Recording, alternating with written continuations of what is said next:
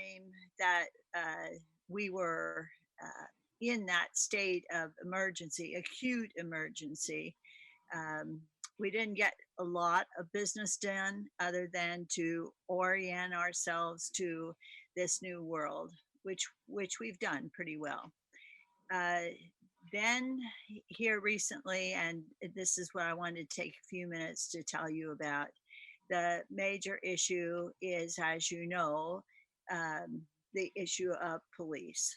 And so tomorrow night, there will be quite a long meeting, possibly with some special meetings that are going to need to be after this one meeting tomorrow night, where we discuss the issue of police and equity and race.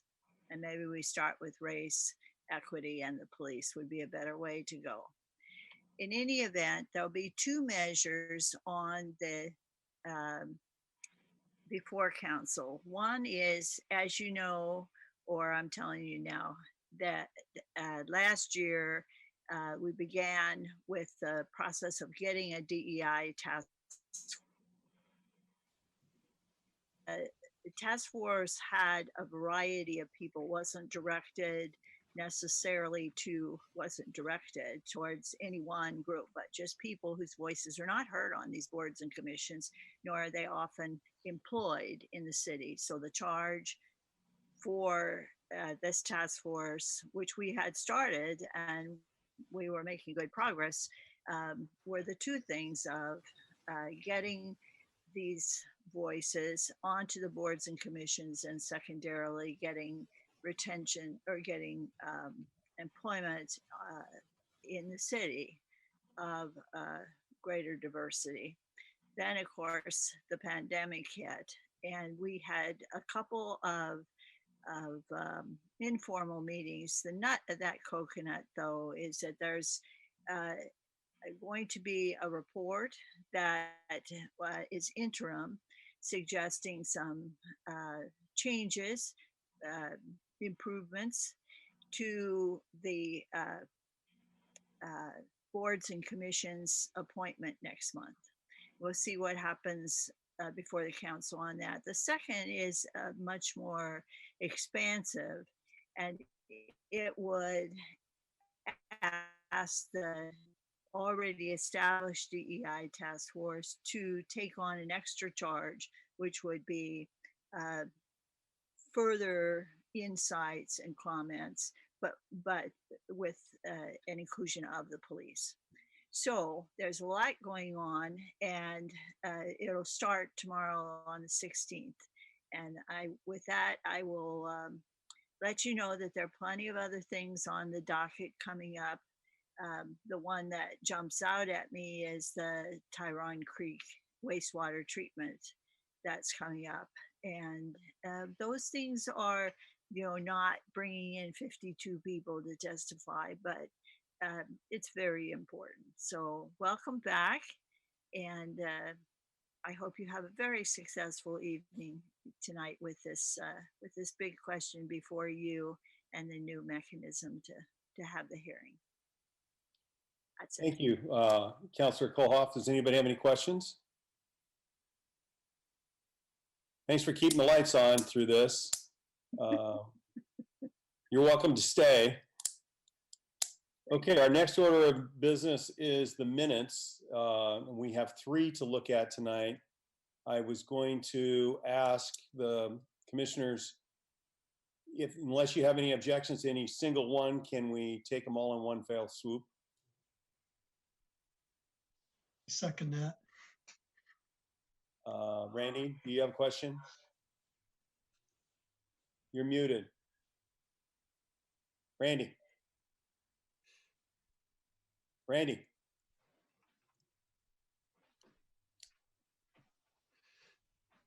Kat, can you turn Randy on? All I can do is unmute. I apologize. Okay, there you go. Now. There you go. Thank you. I apologize. So on the October 21st, 2019 minutes, there was just one word on page 3, the third full paragraph, the 5th line down, the word appears as transcribe, but it should be transcribed with a D, a minor thing. That was the one thing on that.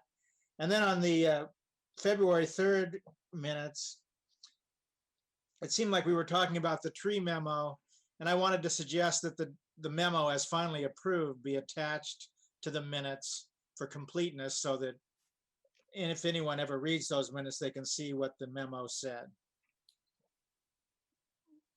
Okay. Thank you. I'm agreeable with those changes. The rest of you guys? So I would entertain a motion to approve the minutes. I move to approve the minutes with those modifications made. Second? Second. I guess we take the roll call. Shear, Yes. Olson, Yes. Berardi, Yes. Smith, Yes, abstaining on the October minutes because I was not present. Frankel, Yes. Silent, Yes. Arthur. Yes. Okay, Chair, just to be clear here, the abstention was, there was a motion to approve all three, so the abstention would be to approve, on that motion, which is all three. So, Okay. unless you wanted to sever, No, they still pass, so right? it's all right. Okay, we'll move on to the public hearing. This is a public hearing on LU 190041, a request for the following: a lot line adjustment, an RP district delineation, a development review permit to construct a 160-unit multifamily housing project, an approval of a parking study for shared parking, an unavoidable utility crossing for a storm facility, minor variances as it minor variance to retaining wall standards, and the removal of 112 trees. The site is located at 5600 Meadows Road, notation 21E07BA00900. The staff coordinator is Johanna, Hastay, senior planner. Thank you, Mr. Chair. I'll read the procedure at this point. The land use request is considered based on the applicable criteria and standards. The staff report lists the criteria and the staff identified by staff applicable to the request. It was available online.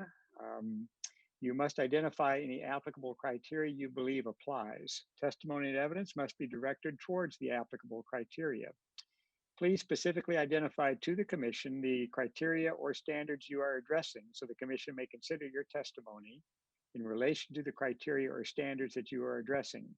If you do not identify the criteria or standards you are addressing, the commission is not obliged to guess which standards or criteria you are testifying about and may not consider your testimony in its decision.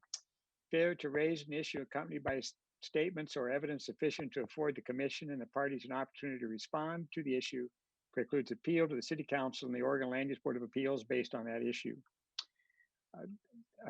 The failure of the applicant to raise constitutional or other issues relating to proposed conditions of approval with specificity to allow the commission to respond to the issue precludes an action for damages in circuit court. The public hearing process will be as follows. First, a presentation by staff, then testimony by the applicant up to 20 minutes. Then testimony by parties in support of the application, followed by testimony by parties opposed to the application, and finally testimony by those neither for nor against the application. Individuals will be allowed up to 5 minutes. Any person in attendance may cede his or her time for testimony to another person except to the applicant, but in no case shall any person's testimony be increased to greater than 10 minutes.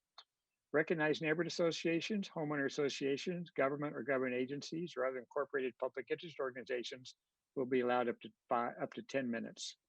Following that would be the applicant's rebuttal, up to 5 minutes, and then commission deliberation, including a statement to the applicant. Need to move this part.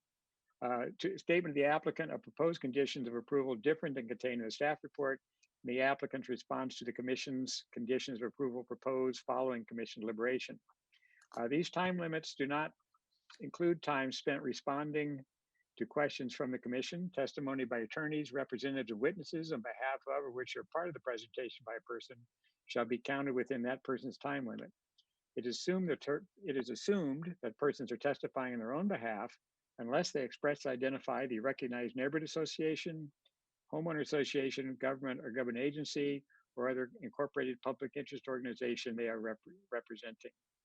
Let's see, 1 minute, where are we going to put that in? Yeah, following testimony by all persons that have signed up to speak and the applicant's rebuttal, I will ask whether any person requests a continuance of the hearing in order to submit additional evidence or testimony. You may request a continuance by, if you are on Zoom and testifying, either at the end of your testimony or at the conclusion of all testimony.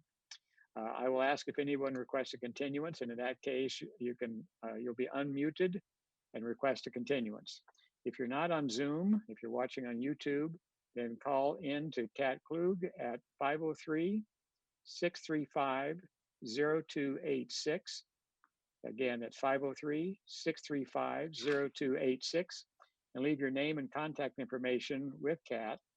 Or finally, email to Kat Klug at KKLUGE, that's KKLUGE at lakeoswego.city with your name and contact information.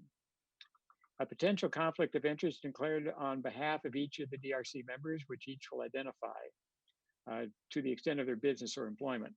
Unless declared otherwise, the respective DRC member does not have a known, present, or anticipated future business relationship with the project or the applicant. It is possible that a future business relationship could arise in the initiation, design, construction, or maintenance of the project through either the employment or business of the DRC member personally or through a relative as defined in ORS 244-020. At this point, I would ask the commission members to please declare if you've had any ex parte contacts, including a site visit, if you have any bias on the application, financial conflicts of interest, and please declare your business or employment. Mr. Scheer, if you want to just go down the line of the commissioners. Oh, okay. I'll go first.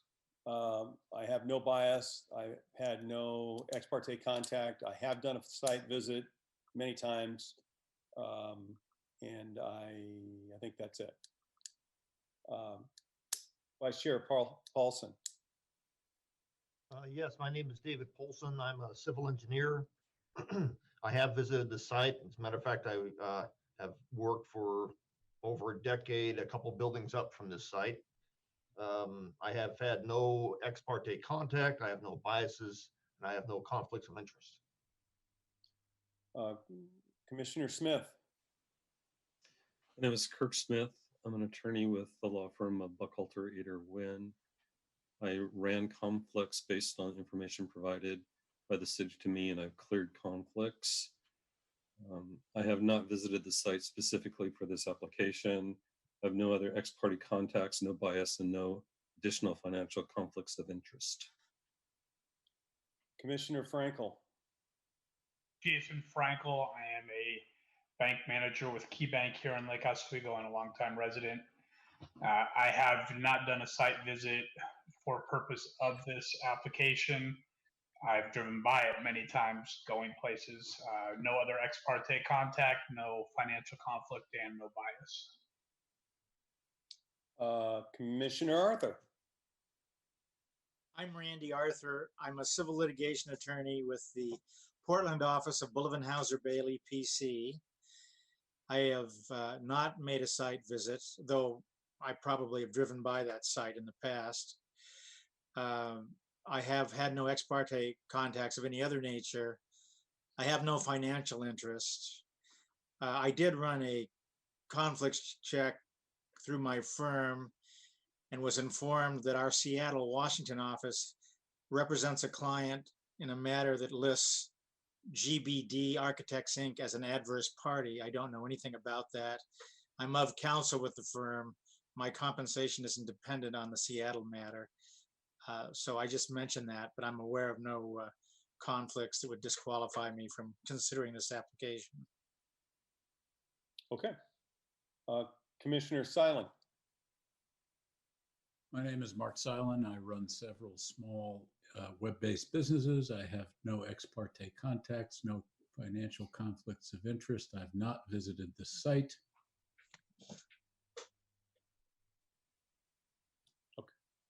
Okay. And lastly, Commissioner Berardi.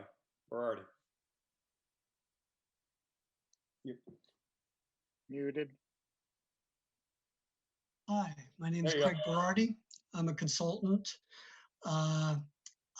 Some years back, was negotiating leases with Shorenstein with a gentleman, Matt Cole, who I believe still works with Shorenstein. And, but that's several years back, nothing in the last few years. I occupied a space on Cruise 5 across the street from the property that we're discussing tonight. No longer in that building right now.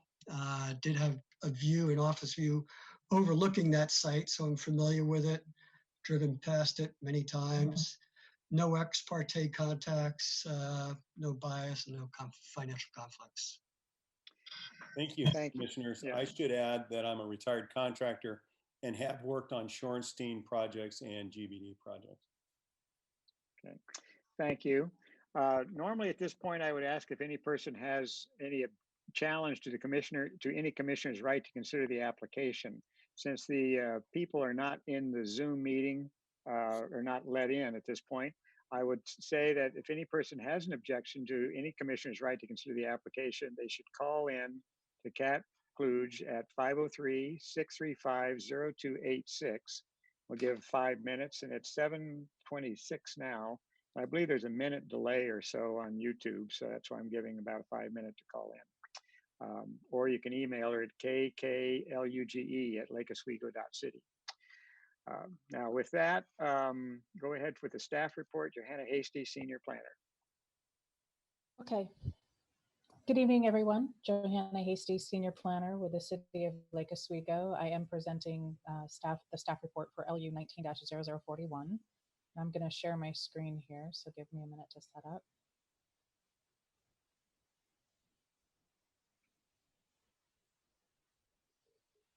And what is happening here? There we go.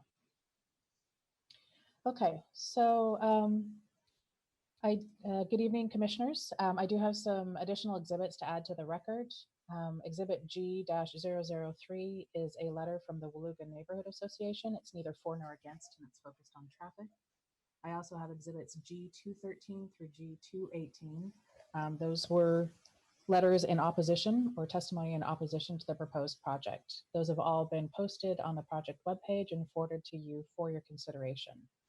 Again, all of the comments that were raised have been previously raised prior to the publishing of the staff report and addressed in the report. The comments focused on traffic, tree removal, stormwater, zoning, and also impacts to sensitive lands.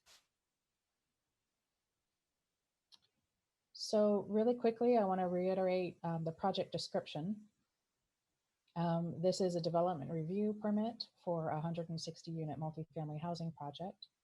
As described earlier, it does include RP district delineations for both Carter and Meadows Creek, request for approval of a parking study to not only share parking, but also determine the minimum parking requirement for the multifamily housing project, an unavoidable utility crossing for stormwater, minor variances to the retaining wall standards, and that's to height and screening requirements, and the removal of 112 trees.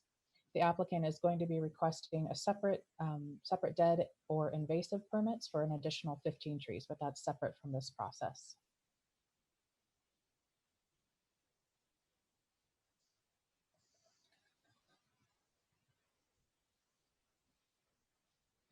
So really quickly, this is the properties here outlined in red are the 3 properties that are the subject of this development review permit. Primarily, development is going to be happening on the center property, Cruz Oaks 4.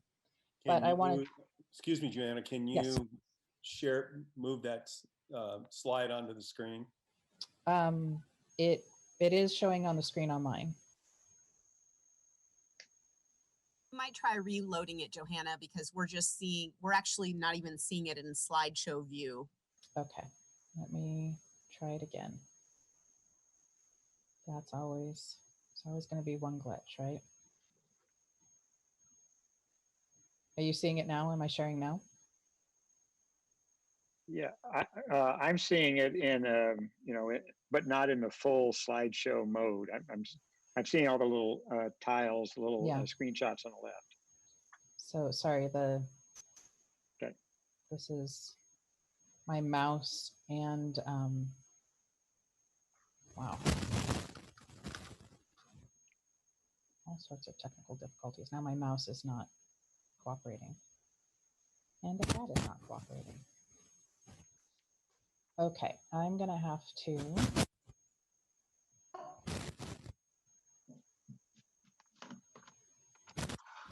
Okay.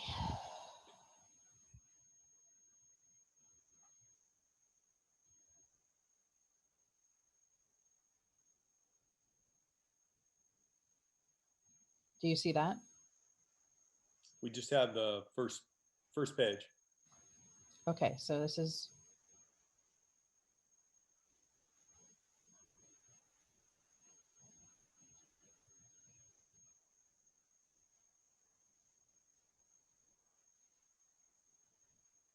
Okay, so that's the beginning of the presentation. Do you all see that? Yeah, see if you Yes. can go to the second page. Okay. And it's So, full beautiful. page. There you go. Hey! We got it. Okay, now I'm gonna let my heart rate decrease here for a minute. Okay, so does anyone want me to go back to a previous slide? Is that necessary? No? Okay. So as I was saying, the development application that we're going to be going over tonight is focused on the 3 properties outlined in red, but I wanted to quickly point out, as detailed in the staff report, that these 3 properties are part of a master plan for 4 office buildings that was approved in the county in 1999. They were never constructed, and then the properties were annexed into the city in 2004. And since then, 3 of the office buildings on Cruise Oaks 1, 2, and 3 have been constructed. The Cruise Oaks 4 has remained vacant. There are certain aspects of when the master plan was approved and then annexed into the city, that vested the applicant with certain aspects that they don't have to re-review if ever anything were to change. Those include, and they're either wholly or partially vested, and that includes right-of-way dedication and necessary improvements to offset the traffic impacts from the 4 new office buildings, access onto Meadows Road, and certain stormwater standards. And I'm focusing on those 3 because I do talk about them in a little bit more detail in this presentation tonight. So as you can see on this map, the site, the development site tonight is located on Meadows Road, which is a major collector. The site is zoned Campus Research and Development, CR&D. While Cruise Oaks 4 and 5 are both vacant, Cruise Oaks 3 is developed with an office building and a parking structure and a surface parking lot. Properties to the north and northeast are also, to the north and east are also zoned CR&D and developed with office buildings. To the north and to the northwest and to the west, properties are zoned mixed commerce, MC, and developed with either office or retail, all commercial development. And then to the south, properties are located in unincorporated Clackamas County and are developed with low density residential zoning. The site contains sensitive lands to the 2 RP districts, as well as a habitat benefit area and HVA tree growth. And there are about 217 trees on the development site, on the Cruise Oaks 4 site. So this next slide sets up kind of the development boundaries for the project with the RP district delineations. So as I noted, these properties came in with a vested approval for specific site plans and building footprints. And as long as the development plan was in substantial conformance with those footprints, the applicant didn't have to revisit sensitive lands. But the plan before you tonight for Cruise Oaks 4 is not in substantial conformance with those approved plans. And so the applicant was required to delineate the resource districts, the RP districts, in accordance with the current sensitive lands methodologies. And so what you have here is just the bottom half of the project site. And the full exhibit is in the record, but for the purposes of this presentation, I just focus on the bottom half because I wanted to briefly explain that one of the aspects of the current methodologies is that the protected riparian area goes from 25 feet, which is typical for a class 2 resource like Carter Creek and Meadows Creek, up to 50 feet where that resource abuts a tree grove, which is what happens along the southern part of Carter Creek and along parts of Meadows Creek. So this slide shows that 50-foot protected riparian area, but then there's a lot of variation in where that protected riparian area is measured from, depending on the existing steepness of the ravine and presence of associated wetlands. So along the west side there, can you see my mouse? Does that show up okay? Yes. So this is the pond/wetland along Meadows Creek, and you can see that the protected riparian area is actually measured from the edge of the wetland boundary, not the stream that's further up. And then down here along Carter Creek, here is where the bank is really steep. It's more than 25% sloped. And so the protected 50-foot protected riparian area is actually measured from the top of bank. But down here, where the ravine is less steeply sloped, it's less than 25%. You measure it from a point that starts at the midline of the creek, goes out 10 feet, and then there's the 50-foot protected riparian area. And then down here, we have another wetland where Carter Creek continues along the property lines, basically, but there's a wetland and the 50-foot protected riparian area is measured from there. So that's why you see that variation. But these proposed delineations were reviewed by staff and the city's natural resource consultant, and we found that they were fully compliant with current methodologies. So staff is saying that the sensitive land standards, at least for delineations, are met, as shown here. So moving into the CR&D with allowed uses and zone dimensional standards, multifamily is an allowed use in the CR&D zone. It is allowed if you meet the minimum density requirements of R5 or greater. At that density requirement, you have to have a minimum of 25 units, and the applicant is proposing 160, so they meet that minimum density requirement.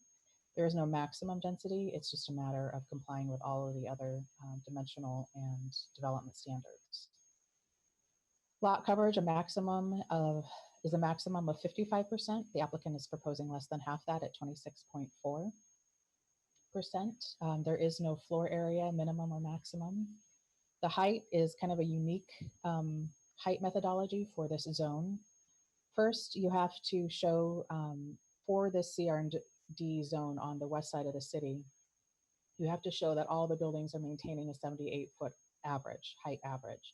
So this building couldn't raise that average over 78 feet. And at 82 feet, the average is 64.3 feet, so it complies with that. No one building can exceed 104 feet, except one building within this entire zone could be 158 feet.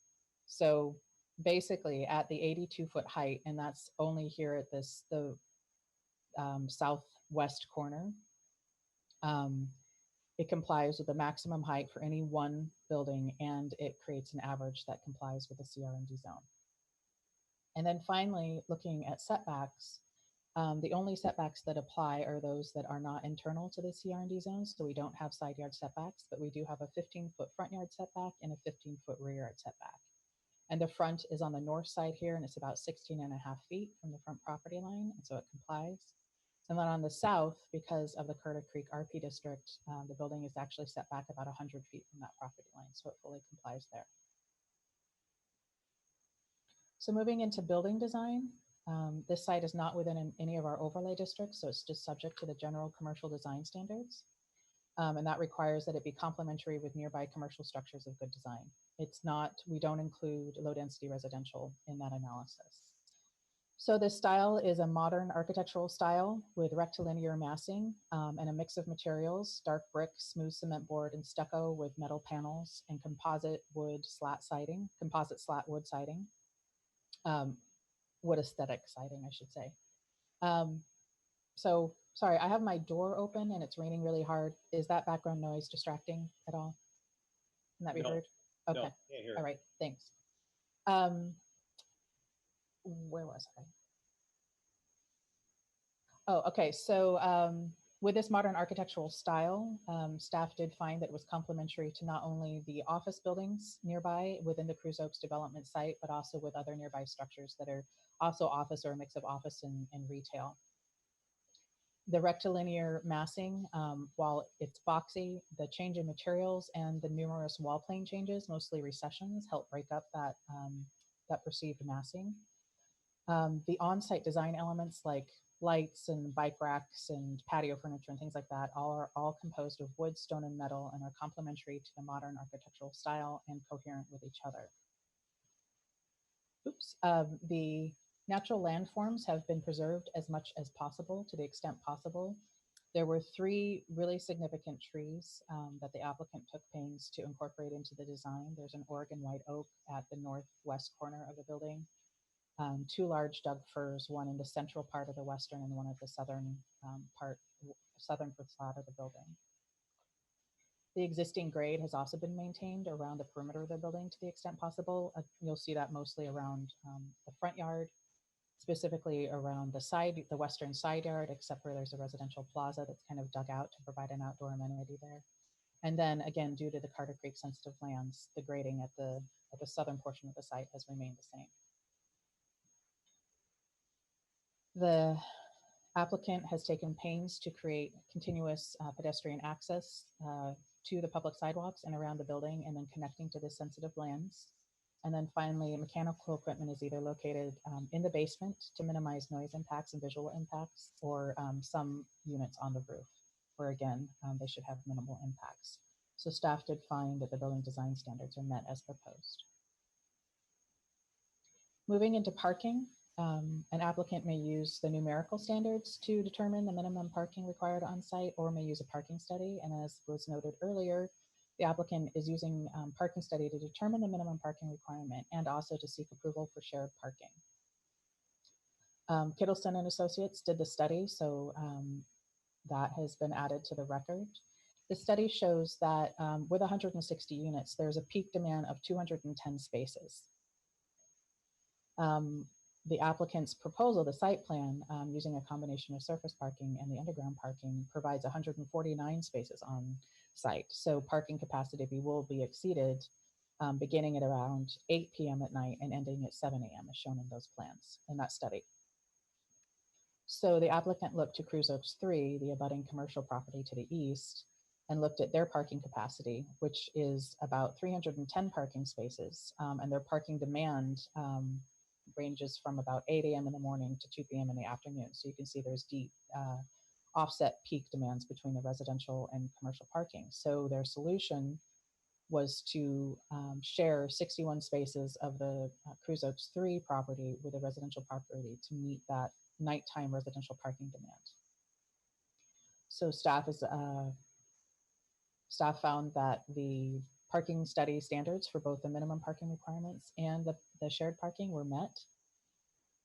There is a condition of approval to ensure appropriate and all necessary signage to make sure that those spaces are used, those shared spaces are used in an appropriate way. And then there's also a notice of development restriction for any future property owner should those properties change hands, or if the uses on either of those sites should change hands, there's a requirement to come back and redo that parking study. They can't just move tenants in and out.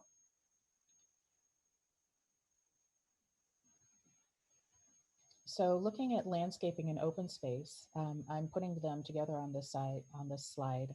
It's not a combined landscape and open space set aside, it's 20% for each. So 20% landscaping set aside, 20% open space set aside for 40% of the site. And that adds up to about 51,000 square feet that they have to ensure meets the parameters for park and open space and or landscaping. So with open space, the very first place you look is to sensitive lands, and that's about 19,000 square feet of the site, and they've fully protected the entire Carter Creek sensitive lands area as delineated.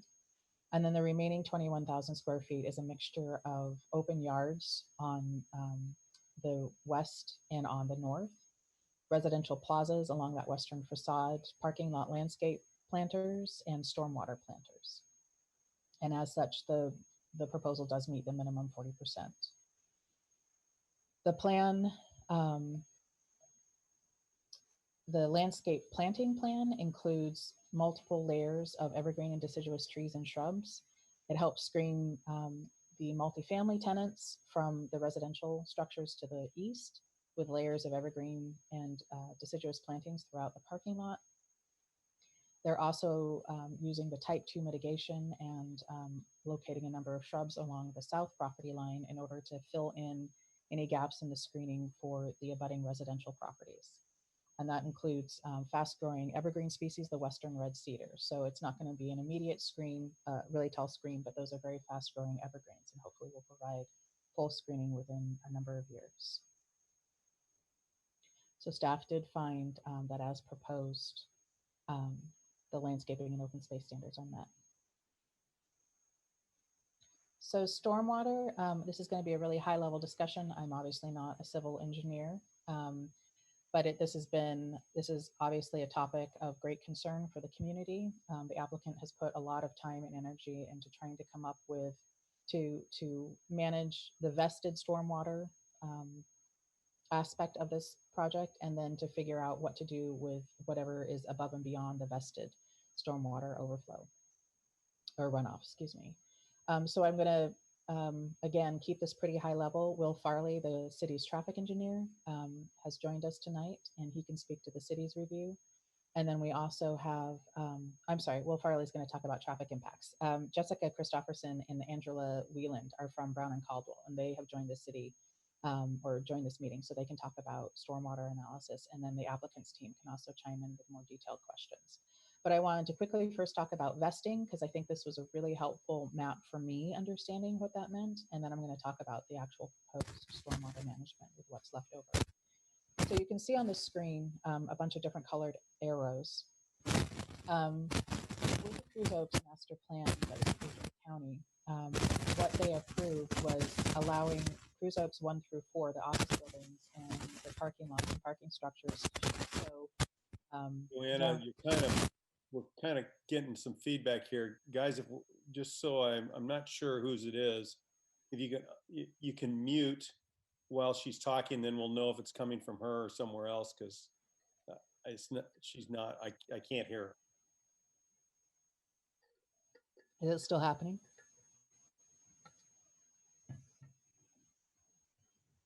No, it's fine now. Okay. Pardon the interruption. No, that's fine. Please do interrupt me anytime you have a question or something happens like that, because I can only see 3 people right now. Okay, so like I was saying, the Cruz Oaks 1 through 4, the county approval included allowing the stormwater runoff to go south to Carter Creek through drainage swales.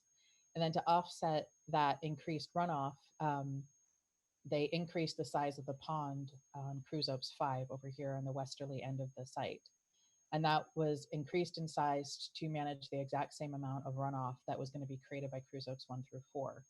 So that is, these arrows indicate this offsite runoff that was being captured in the pond, in the increased size pond in Meadows Creek. And then these green arrows here show how water was going to run off from Cruz Oaks 1 through 4 down to Carter Creek and then continue west.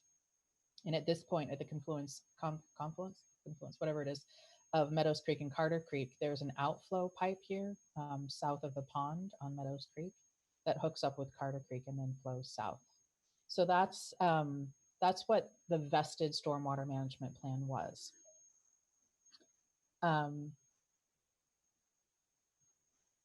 Cruz Oaks 4 portion of that offset that was captured here in the enlarged pond, the upstream and offsite offset, if that makes sense, is about 66,000 square feet. And forgive me, I'm not going to use exact numbers here. I'm just going to kind of roughly calculate them. So now Cruz Oaks 4, their requirement was to figure out whether or not they were under that vested amount of stormwater runoff if they were over. And they found that they were about 11,000 square feet over. And so that 11,000 square feet had to comply with the city's current stormwater management regulations. So the applicant is proposing to, for all of the stormwater, capture it in stormwater planters and landscape planters all around the site. 11,000 square feet of that will be diverted to a storage tank to make up for the lack of that capacity in the pond. And then it'll be captured and directed over to an existing outfall pipe below the Cruise Oaks 5 pond. And then from there, we'll exit out into Carter Creek. So again, stormwater has been a point that has been very challenging for the applicant. Brown and Caldwell did review their plans, and there was a lot of back and forth coming up with the proposal that complied with the city's regulations in a way that didn't negatively impact the sensitive lands. We went through a couple of iterations on that. This one obviously will impact the RP district on Cruise Oaks 5, and that's where you get the unavoidable utility crossing. But as detailed in the applicant's stormwater and sensitive lands memos and reports, while it's a fairly long alignment, which requires more grading than going directly to south to Carter Creek, this manages to avoid all tree removal. They're managing to snake it through existing trees, and they are going to fully mitigate it. It is the alignment that has the least impact on the sensitive land. So it complies with the requirement for unavoidable utility crossings to first avoid it if possible, to choose the least impactful alternative, and then to fully mitigate. So I don't want to belabor this too much, except the final thing I want to point out is below this outfall pipe here. So this is the overflow control structure in the pond, and then the outfall pipe comes down to the south. The city's the new stormwater line will hook up to that outfall pipe, and then where it actually comes out right above Carter Creek, the applicant is including more plantings around that to ensure minimal stream bank impacts and minimal erosion control issues.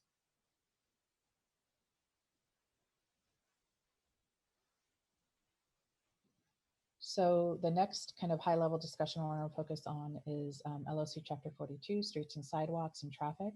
And this is where Will Farley, the city's traffic engineer, can jump in with any specific questions. And I believe the applicant's team also includes someone from Kittleson and Associates if you have questions about that. So as I talked about at the beginning, the Cruise Oaks 4 site was part of that master plan. The county required specific right-of-way improvements, dedications, and improvements to offset impacts, traffic impacts for those 4 office buildings.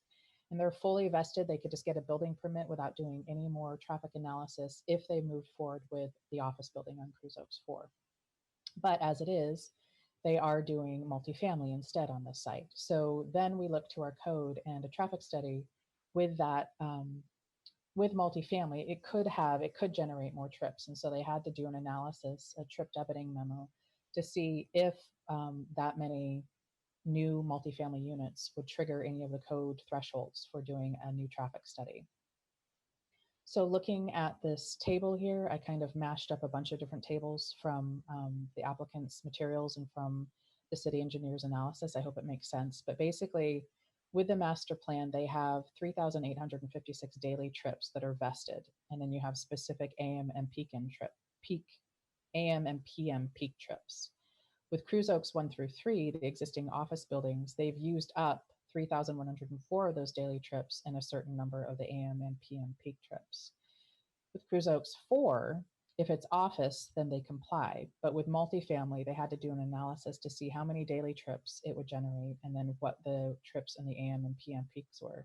And so you can see with multifamily, the only one that is over the vested amount are the daily trips. For AM and PM peak trips, it's actually less than would be generated in office use.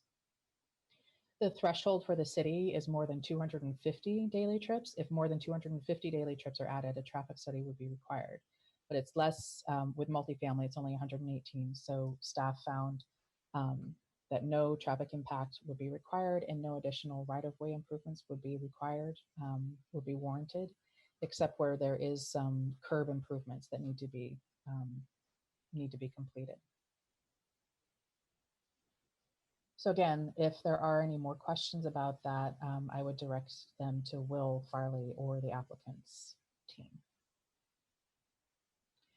Finally, one of the other really contentious issues was tree removal. This slide here shows an aerial view, which shows a lot of the site has been maintained as the field, but there is a significant tree grove on there.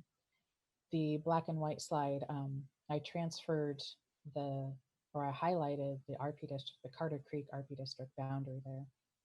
So you can see that this tree right here is actually a really significant Douglas fir. It's outside of the RP district, but it is being preserved.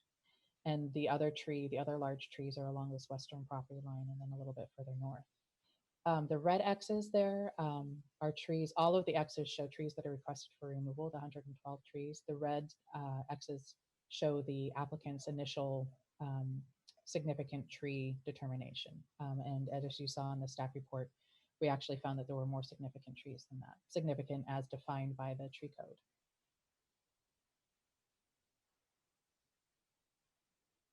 So again, high-level review of the type 2 tree removal criteria. First of all, the removal is for development purposes, so criteria number 1 is met. The applicant provided a report from a certified arborist that found that there wasn't any negative impact on erosion control, soil stability, flow of surface waters, or the remaining trees. The prevailing winds are from the southwest, and there will be a number of trees in a tree grove in that direction. So they will protect any of the trees to remain on site. In addition, the applicant's stormwater and grading plans will minimize any negative impacts to erosion or soil stability. Criterion 3 looks at whether or not there's a significant negative impact to the neighborhood aesthetics with removal. And staff found that of the 5 subcriteria that measure that negative impact, 4 of them were met. The only one that wasn't met was removal of a street tree. The applicant is not removing any trees that could be considered street trees. Otherwise, this is a large grove of trees. They're highly visible. And they're highly visible, not just from the street and abutting commercial properties, but also for the residential properties. And all of these trees on that site do act as screening. So the applicant was required to look at alternatives to removal.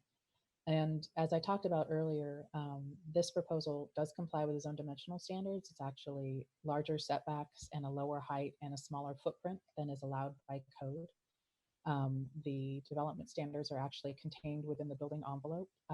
The applicant had to make a significant shift in the development application when they were informed during the completeness review that they had to provide a larger than protected riparian area for the Carter Creek and Meadows Creek protected riparian areas than they thought. They thought they had a 25-foot protected riparian area and it had to be a 50-foot. So they shifted their design from a long cigar shape to an L-shaped. They dropped it a couple of stories, but they managed to maintain the same number or almost the same number of residential units. So staff found that there weren't any other reasonable alternatives that would preserve this very closely grown cluster of trees any more than the applicant had already attempted to do. And finally, the last criterion, the removal is not solely to enhance a view. So staff did find that the 4 type 2 tree removal criteria were met as proposed.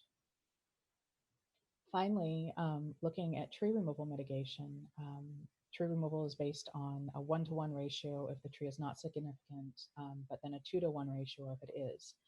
And staff found that actually 26 of the trees were significant, warranting the 2-to-1 mitigation ratio. So while this tree mitigation plan, and I kind of mashed 2 PDFs together, so hopefully they're not 100% lined up, but hopefully that's pretty clear.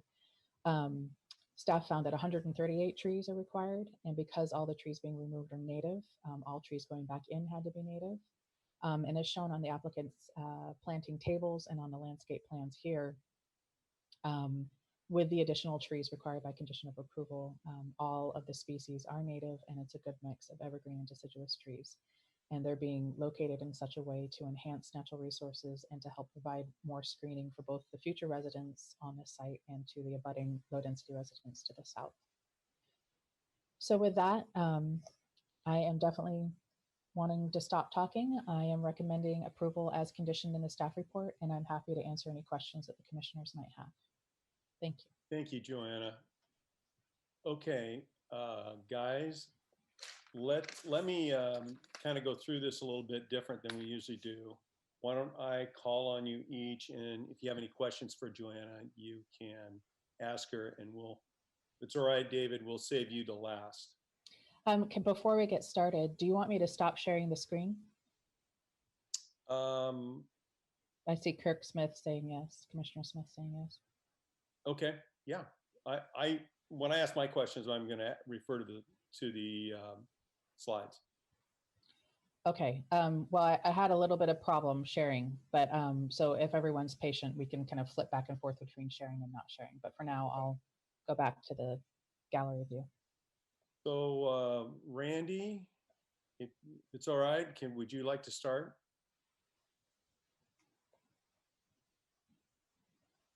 Unmute. Yes, I Okay, remember. there you go. Thank you. I just wanted to ask, you had mentioned in passing that at one point there had been a master plan for this area, as I understood it, calling for office buildings. I just wanted to ask what the status of that master plan is. Does it have any effect in our deliberations on this application? Well, yeah. When the 4 office buildings were approved in the county, they were approved prior to annexation into the city. And then when they were, but they were never constructed. So when these properties were annexed into the city in 2004, the city also adopted a development agreement that basically vested the property owner with those exact plans. All they had to do was come in for a building permit. They didn't have to comply with city regulations. So 3 of those office buildings have been constructed. The 4th on Cruise Oaks 4 never was. It just remained vacant. And they got a couple of extensions to the development agreement so they could leave it vacant and not build the office structure. And then last year they decided to switch to the multifamily use. And with that, as I explained at the beginning of it, certain aspects of that development agreement remain vested, most specifically traffic impacts, so the traffic analysis, and then also stormwater and some other minor details. But for the purposes of this discussion, the impact from that county approved master plan is they remain vested with right-of-way analysis and improvements and stormwater, partially stormwater. I see, but they weren't required to comply with the master plan and build an office building if the CR&D zoning allowed them to make the switch, taking on other burdens to comply with CR&D. If they elected to build an apartment complex, they can still do that. The master plan does not prevent them from doing that. Is that correct? No, like I said, the master plan, the development agreement that came in with a master plan, they could build the office building, no question about it, just apply for it and receive a building permit through the city process. But by switching use, they basically have let go of most aspects of that development agreement, and they now have to comply with the city's applicable city regulations as outlined in the staff report. Right, okay, thank you. Could you just summarize in a little more detail what the shared parking arrangement is and what is and describe again the parking agreement? Does that run with the land? In other words, they have to record some parking agreement providing for the shared parking. Is that correct? Yes, that's a condition of approval. And you want me to describe it in more detail? What is they have to commit irrevocably always to share parking between those 2 structures? Is that in effect what the recorded shared parking agreement is? Yes, but it's a notice of development restriction, which gets recorded against the property and runs with the property. So if the property changes hands, it would still be in effect, but it doesn't lock them in forever and ever into that parking study. They could come back if there is a change in use or they wanted to redevelop one of those sites somehow differently. They could choose to redo that parking study or comply numerically. So it runs with the land as far as these 2 development proposals, multifamily on Cruise Oaks 4 and the office building on Cruise Oaks 3. I see, thank you. I wanted to ask about the parking requirements. I think you mentioned if I recall correctly, that something about there were 149 residential parking slots, 61 of which will be made up of the shared parking for a total of 210. Oh, sorry, really quick correction. There are 149 on-site parking spaces, Uh-huh. and they're using 61 of Cruise Oak's 3 commercial parking spaces to For a make total up the full to meet demand their of 210 requirement. Exactly. Is there bus service through there that in any way allows for modification of the parking requirements? They're not allowed to modify. If you use a parking study to determine minimum parking requirements and shared parking, you're not allowed to reduce it through any of the parking modifiers like transit offsets. Oh, I see. Okay. Did I understand you to say that the applicant had modified the design of the structure in a way that resulted in some saving of trees? The applicant was told during the completeness review that they had to comply with the current sensitive lands delineation methodologies, which increased the protected riparian area from 25 feet to 50 feet. Oh, I see. Time that they first submitted the application, the proposed building footprint was a long cigar shape along the western edge with surface parking going down fully to the Carter Creek resource boundary. When they shifted their design to comply with the current sensitive lands delineation methodologies, they turned that building into an L shape, incorporated underground parking in the basement of the building, and then dropped the number of stories. And so the building now takes up a little bit more footprint, but is a little bit lower in height and fully meets the 50-foot protected riparian area. So it was the riparian area that was driving that? Yes. Okay, thank you. That's all the questions I have at this time. Thank you. I would like to go to Mark and then Craig, then Kirk, then Jason, then myself, and we'll save David for last. Mark, do you have any questions? I do. I just have two. One comment. Thank you so much for a very nicely prepared and brief, I might add, report. Two questions. One in follow up to the parking situation. Mm-hmm. Can you describe the pedestrian flow for a tenant who parks in the commercial lot? How do they get from the commercial lot to the residential building? So this is going to be through the commercial lot. At that point where the shared parking spaces are, it's an actual parking structure, 2-story parking structure.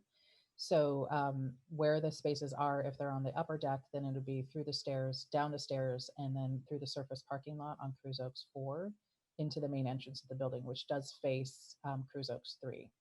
And then if it's on the lower deck, obviously it would just be walking along the surface parking lots there through the parking lot. And the parking lots, I assume, are lit for nighttime use? Correct. They're fully, Okay. The surface parking lot complies with the lighting standards, which tries to ensure a very uniform and well-lit, but not overly lit lighting scenario. Thank you. And then not to open Pandora's box, but can you tell me, or if it's known, what the capacity of the on-site stormwater tank is? I believe roughly? it's around 11,000 square feet.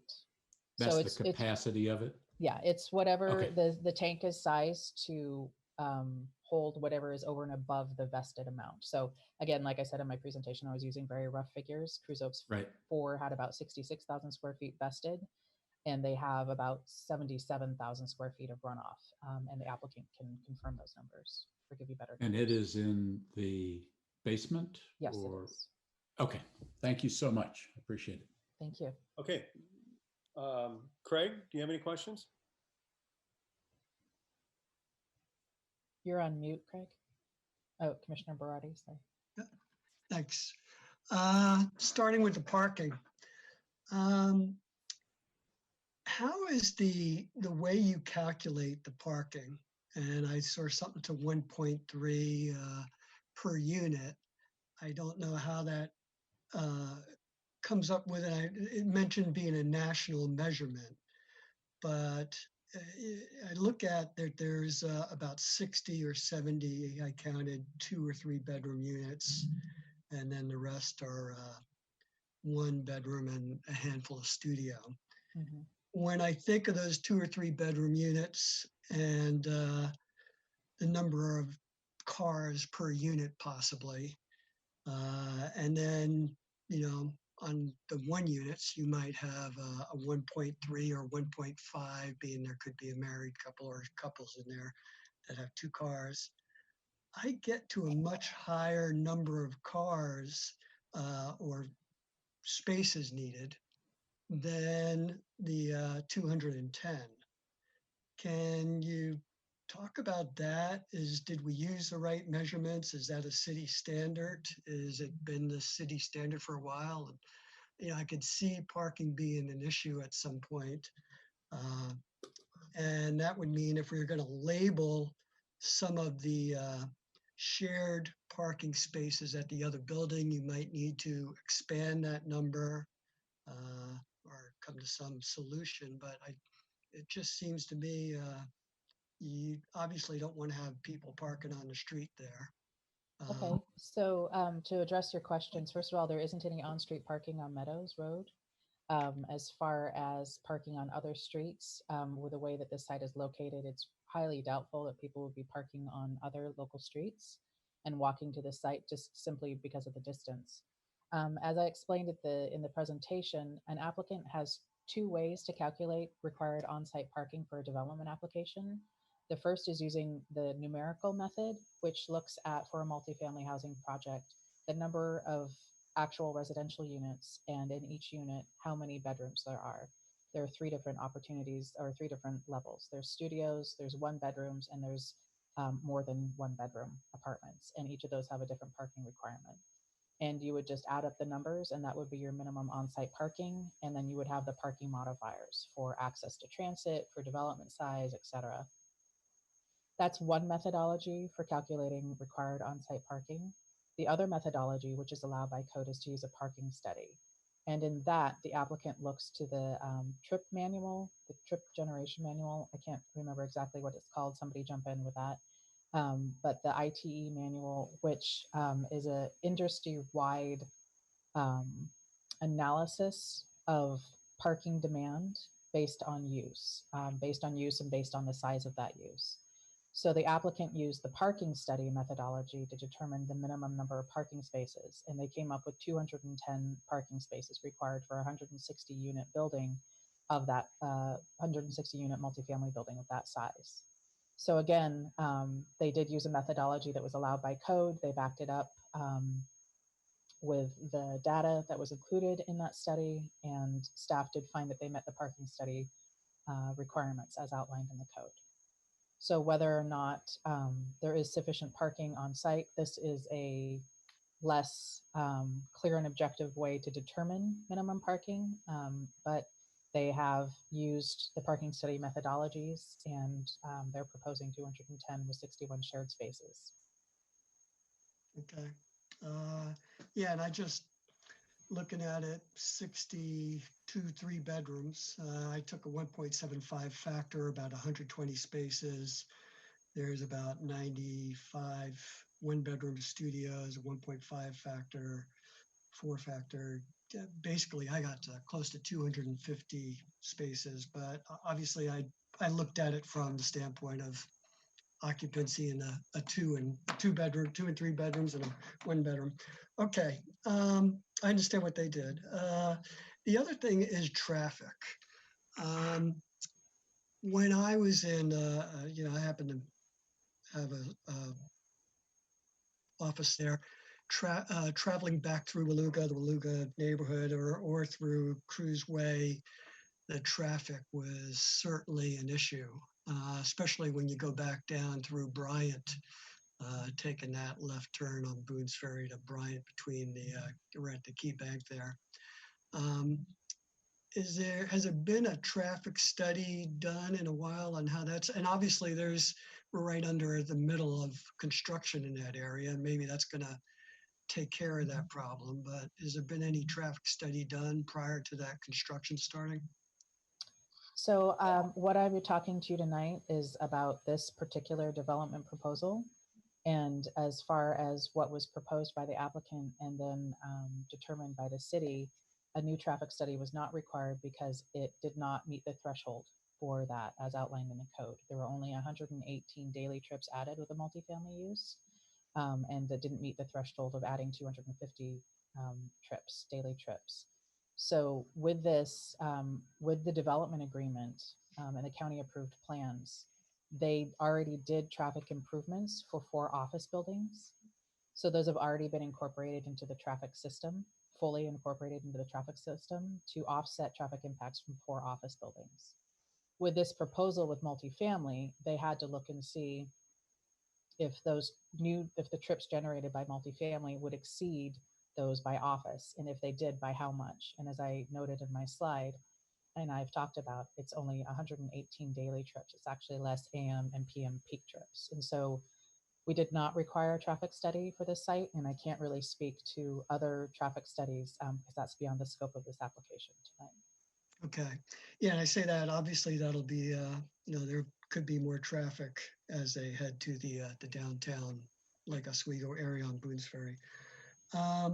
Okay, and the stormwater, and I know Dave will get into this, but is there any history of that little pond there overflowing? And a second question is, if they have this water trap in the building and they have to release water, if there's a heavy rainfall, is there any consideration what that could do as flooding?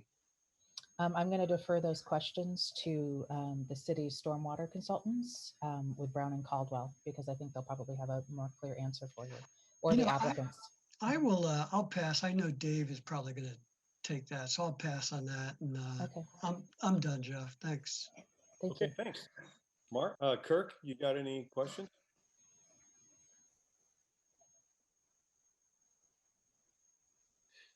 Yes, I do. Hi, Johanna. I first want to say great job on this report, taking 600 pages and condensing it down to 40. I was really impressed. What a great report that you wrote. So I just had one question, and on the agenda, it says that we're going to be approving minor variances to retaining wall standards. Mm-hmm.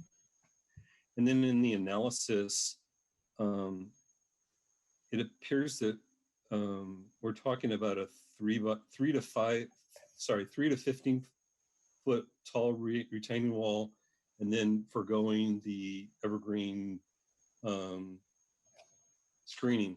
And so, and then in your analysis, you also talk about there's other retaining walls within the project. And my question is,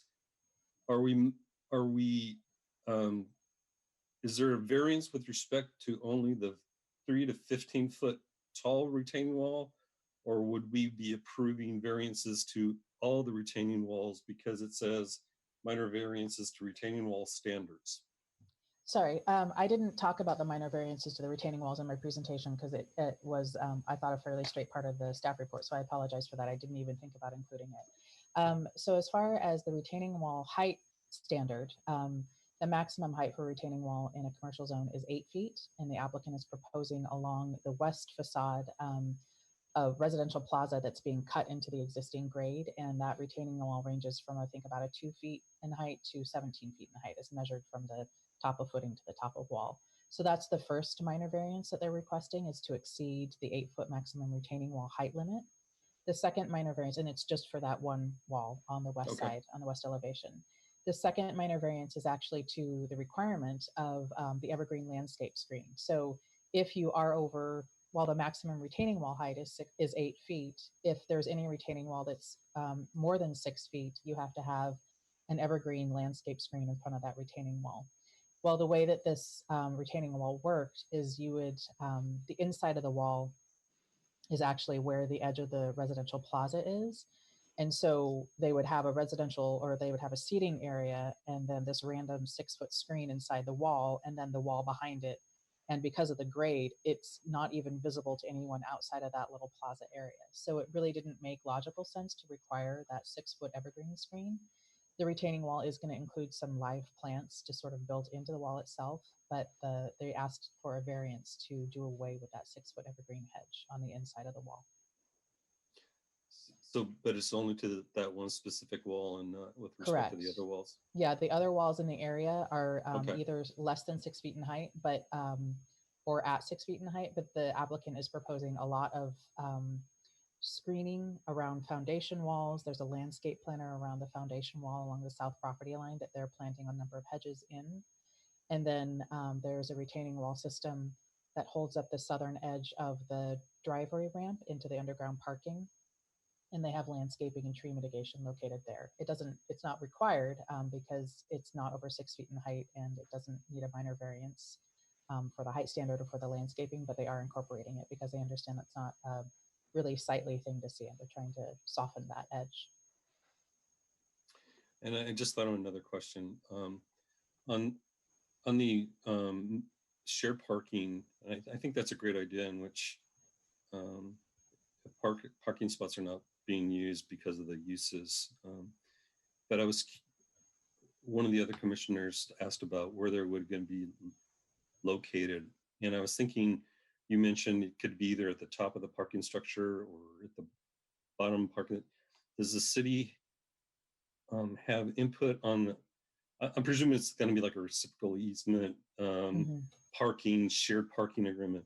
Does the city have an input on where those spaces are? Or because I'm envisioning, I feel sorry for the person who's sent to Siberia and the top of the parking structure that has to go, all down the stairs to.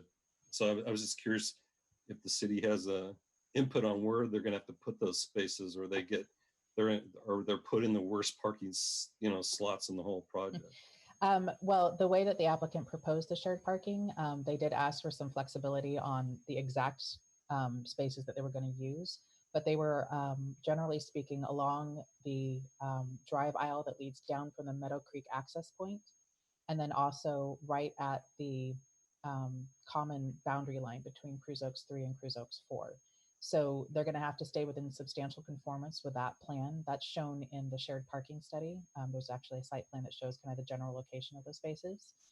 We do have a condition of approval built in right now that says the signage, the final location of those spaces, and then the signage is going to have to be approved by staff before we issue the building permit. So generally speaking, they're not going to be as convenient as the spaces that are right in front of the main entrance or any of the entrances to the residential building, but they are right at that common boundary between the Cruz Oaks 3 and Cruz Oaks 4, that common property line. So as close as they can be to the residential structure. Oh, because thank you, because I wasn't thinking that we should control where they have to be. I mean, I just because I think developers have to use their parking as best as they can to serve their respective customers. But I was just thinking, I didn't know if there was some kind of limitation on how far a person might have to walk, or so I was just balancing the needs of the developer with the poor person who's walking in the rain carrying groceries to get their apartment. So yeah, I think. Johanna? Go ahead. Well, I was just going to note that the off-street parking options in a commercial zone says that remote lots have to be within 500 feet of the property line of the use to be served. So that's the standard, as long as they're within 500. So this would be abutting it. So that's pretty good. So there's nothing that says a space has to be within 500 feet of their unit. Just the right. But of course, I mean, like Commissioner Smith is saying, the market is going to drive a lot of that. If they offer a unit and the parking spaces out in outer Siberia, then that unit is not going to be as marketable. And so that's demonstrated in their conceptual shared parking plan, and that all of the spaces that are going to be shared that are not actually on the Cruz Oaks 4 site are in fairly close proximity to the entrance. Yeah, I'm just noting the difference between the market versus what the regulation is. Exactly. Thank you. Does that answer your question, Commissioner Smith? Yes, thank you very much. Thank you. Chairperson Shear, I am done. Thank you. Thank you. Jason, you have any questions? I will try to make it, and I will make it brief, but I just wanted to hop back onto the traffic pattern and analysis. I know that we didn't have to, or you didn't have to do a new one on there. I was just curious if we took the traffic circle on Carmen and Meadows into any consideration, because I know that was a big point of conversation with the other building on the corner of Boone's Ferry and Cruz, that traffic circle. Do you remember what that was rated? That traffic circle was rated at the last when it was done for that pattern? I'm going to let Will direct, I'm going to direct you to Will Farley, the city's traffic engineer, for any real detailed questions. But I do know the last traffic study that was brought before the city was for the recent zone change on the Avery property. And I believe that roundabout was rated at a LOS of C. Okay. And we'll look at that. But yeah, I was just wanting to see if we had done anything, and I know we hadn't done a new traffic study on there. You hadn't done a new traffic study on that, but I'll ask more detailed questions over to Will on there. I just want to see. Yeah, and Will is with us right now. So as staff, he can jump in to answer your question if you'd like it answered now. But no, I can say generally speaking, because it did not go over 250 daily peak daily trips, we did not require a new traffic study. And so there was no analysis on the applicant's part or staff part of the existing traffic system. We looked at that and we said the existing traffic system was improved to accommodate a certain number of trips for 4 office buildings. And by changing one of those office buildings to multifamily, it didn't trigger a new traffic study because it wasn't enough daily trips or peak trips to warrant it. Yeah, if I could just jump in. I think this is kind of like an ODPS in that the applicant with the development plan said, I'm planning to build these different phases, and then all of the traffic improvements for those phases were made. Then additional traffic comes in, background traffic or other development, but that the applicant has made their improvements. That's the way we did it. With the exception from, then we have to look at, well, what part do they exceed? And that's where Johanna indicated that it's only on the daily trips, not on the PM peak on it. And that's where the traffic study didn't rise above the 250, so there's no traffic analysis. So essentially they have, in the development agreement, when they developed Cruz Oaks 1 through 3, they've already made their traffic improvements for 1 through 4. Okay. Thank you, Evan. Jason, anything else? No, that'll do it. Okay, I'll hit you with a few here, and then we'll get to stormwater. I know we talked about, I asked you about this, and I guess someone said something, and I just caught it on the parking, that the temporary parking of the building next door is not to perpetuity. No, actually there is a condition of approval that the shared parking on Cruz Oaks 3, that's subject to a reciprocal parking easement and access easement. It's subject to a condition of approval to record a notice of development restriction, that those 61 spaces are for residential use in perpetuity until that use changes and the applicant wants to come back and redo a parking study. What do you mean the use changes? Like if Cruz Oaks 3, the office building, if they go to a different use, if they start to go, they repurpose the building into a series of retail shops or something like that, that have a higher parking count, then they would have to revisit that parking study and make sure that there was still that offset between the peak hours of the residential use and the commercial spaces. Okay, I'm not sure. Well, I guess what I would say, I mean, there is an obligation to maintain the parking on the adjacent property in perpetuity. But in perpetuity, but there's always, I mean, you can always do a modification if the other side, if the use on the other side changes, maybe they need less space, but so they would still use it.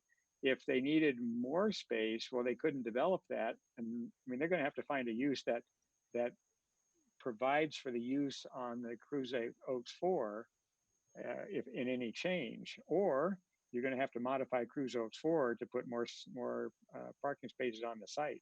Okay, but they'll I don't know always how have they do that. one. Yeah, their peak demand is 210 spaces. Okay, And with 149 spaces on site, they will always have to have 61 shared spaces on Cruise Oaks 3 until, like Mr. Boone talked about, until they go through another analysis and figure out either how to provide more on-site parking or to share parking in a different way, if the use has changed. okay. So my next question, and I was reading some of the letters, and I want to make sure I understand.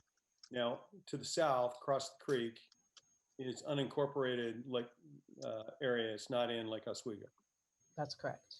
If they were in Lake Oswego, they have a Lake Oswego address, right? And Lake Oswego services. Correct. Well, Yes. well, But they're as not far as the Lake Os- annexed into the city. Okay, Yeah, they're not annexed. So if they were And they're not zoned R75 or R10 or R15. They're not zoned because they're not in the city. They are not zoned by the city, and they are not subject to city regulations. if they were, would the setback be different? No, the setback would be exactly the same. There would be an additional height limitation. If a structure was within 120 feet of a R75, R10, or R15 city zoned property, they would have a maximum height of 60 feet. But that Okay. doesn't apply because those properties are not zoned R75, R10, or R15. But the setback would be the same. It would be 15 Okay. feet. I'm almost done. When you showed the slide with the trees, the number of trees that they were going to mitigate, Mhm. and maybe I didn't look at it right. I Would thought you like me to said- share that again? Pardon me? Would you like me to share that slide again? Or you can look at it and just answer me. Either way, it said they needed 138 and they were putting in 122. Is that right? Correct. When they did the analysis of how many mitigation trees were necessary, because remember the mitigation ratio is 1-to-1 unless a tree is considered significant per code. And then the mitigation ratio jumps to 2-to-1. So when the applicant did their analysis, their tree removal analysis, the arborist found a certain number of trees were significant, and he based the 122 mitigation trees off of his analysis. So they're 16 When I went, short. sorry, So my question is, they're 16 short. So are they going to pay in or? Are no, I put a condition of approval to plant those trees. Ah. I mean, I suppose that they could Right. go through, they could attempt to say that there's That's the part I insufficient didn't get. there's insufficient room, and they would pay into the fee in lieu fund. But I think with Cruise Oaks 5, they have plenty of space to plant the additional trees as required by condition of approval. Okay, I get it. Yeah, and if anyone would like me to go through the actual analysis, how I got there, I'd be happy to. I just thought it would be a little bit torturous. No, I think that's fine. I just have a question for Evan now, and then we'll get to David. I just wanted to make sure, did anybody ask to have any of the commissioners excluded? Kat, anybody call you? I thought we should check. No polls. Okay, good. David, it's all yours. Okay. Some of the questions that I have were already asked and answered, so hopefully I will try to add to the list. Starting off with parking, I'm a little concerned because of the different use. And, it was just stated that the hours, I can't remember what the hours you listed it, between 8 p.m. and 7 a.m. for residential and 8 a.m. to 4 p.m. for the office space, that those were not going to conflict. But I'm a little bit concerned that we haven't studied it enough to understand the true dynamic that's going to happen there. Because, the residential, these are small units, and I'm going to just assume that they're all rentals, and there's could be a high turnover rate. And so there could be a never-ending dynamic of how parking actually occurs, not only on this site, but interaction between that and the commercial property next door that they're sharing parking with. So it's a long way of me saying my biggest concern is that the shared parking is going to be posted as shared parking, but how is that enforced? Well, that's going to be up to the applicant to enforce. It becomes a private property matter with code enforcement. And again, negative impacts from possibly insufficient on-site parking, which I don't believe that this proposal does meet that standard. I think there is sufficient on-site parking as shown and clearly detailed in the applicant's shared parking study. But typically what we see from perceived insufficient parking is people parking on nearby streets. There isn't any on-street parking on Meadows Road, and all of the other streets are so far away from the entrance to the site or blocked off from pedestrian access because of the sensitive lands or private residential property.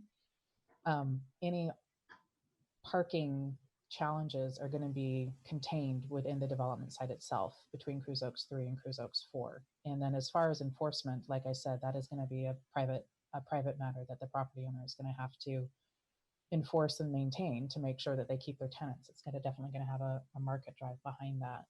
And as far as the number of parking spaces and concerns about that, like I said, I think the Kittleson and Associates shared parking study did a really good analysis of the number of parking spaces necessary. It is different from the numerical standard. I don't know by how much, if it's more or less. I didn't do that analysis, but I think that an office use typically has very traditional hours, somewhere between 7:30 and 8 and 5 to 6. And residential hours are a different peak. And I think they've got sufficient evidence in the record in their shared parking study that those peaks are offset, and there are going to be plenty of available empty parking spaces on the abutting commercial site for the residents to use. Well, we've just messed up on a few of them. The Zupans is one example where we the Zupans is a multi-use shopping center, so that's a very different animal than a residential. We have made those mistakes before. Yeah, parking studies are not typical. Just accept the applicant's study without any peer review of that, and it's something we have to live with, and we're relying upon Shorenstein to do the enforcement without any city involvement. Seems to me, it gives me a difficult time endorsing something where I really don't have the assurances that I normally would like to have. Well, I believe that the applicant's team includes a representative from Kittleson and Associates. So once they do their presentation, you might direct more detailed questions to them. Okay. Then on to the traffic issues. When was this baseline traffic numbers established? The county approval was in 1999. So I'm assuming somewhere in that time range. So since that time, we've had the retail center up on the corner of Carmen and Meadows. And we've also had the Center Oak Properties development down on the corner of Cruz Way and Boone's Ferry, right? Those are significant, not anticipated uses at the time of that 1999 study. Is that right? Well, yes, but the 1999 study did do an analysis of the traffic impacts from 4 office buildings and incorporated all county required improvements to offset the traffic impacts from 4 office buildings. But didn't even envision that kind of retail center on the corner there, nor the significant new apartment complex down at the corner of Boone's Ferry and Cruz Way. Honestly, I didn't read the county approval for traffic impacts. I didn't look at the background analysis on that. Maybe Will Farley did. Maybe someone on the applicant's team did. All I did was look at whether or not a new traffic study was required due to the number of possibly increased daily trips or peak trips. Well, the reason why I'm bringing it up, and I have to probably talk about it with the traffic engineer, is because I know, because I remember it well, when we approved the Carmen Drive and Meadows Road, that roundabout, a couple things came out. One, the roundabout's too small, and 2, the leg that is Meadows leading into that roundabout is at level of service D, and that was prior to the Boone's Ferry Cruz Way big development, and we were concerned about adding that one. And now with this new development, I would think that we'd want a full study instead of just relying upon a 1999 baseline that didn't include the commercial or the additional residential uses that we're now talking about. So I guess I'll have to bring that up with the. Well, and I want to, one final thing I want to say is part of this vesting was the development agreement between the city of Lake Oswego and this property owner. So the applicant does have a development agreement that they are vested for those numbers of trips, and they I were thought that was required. expired on June 13th.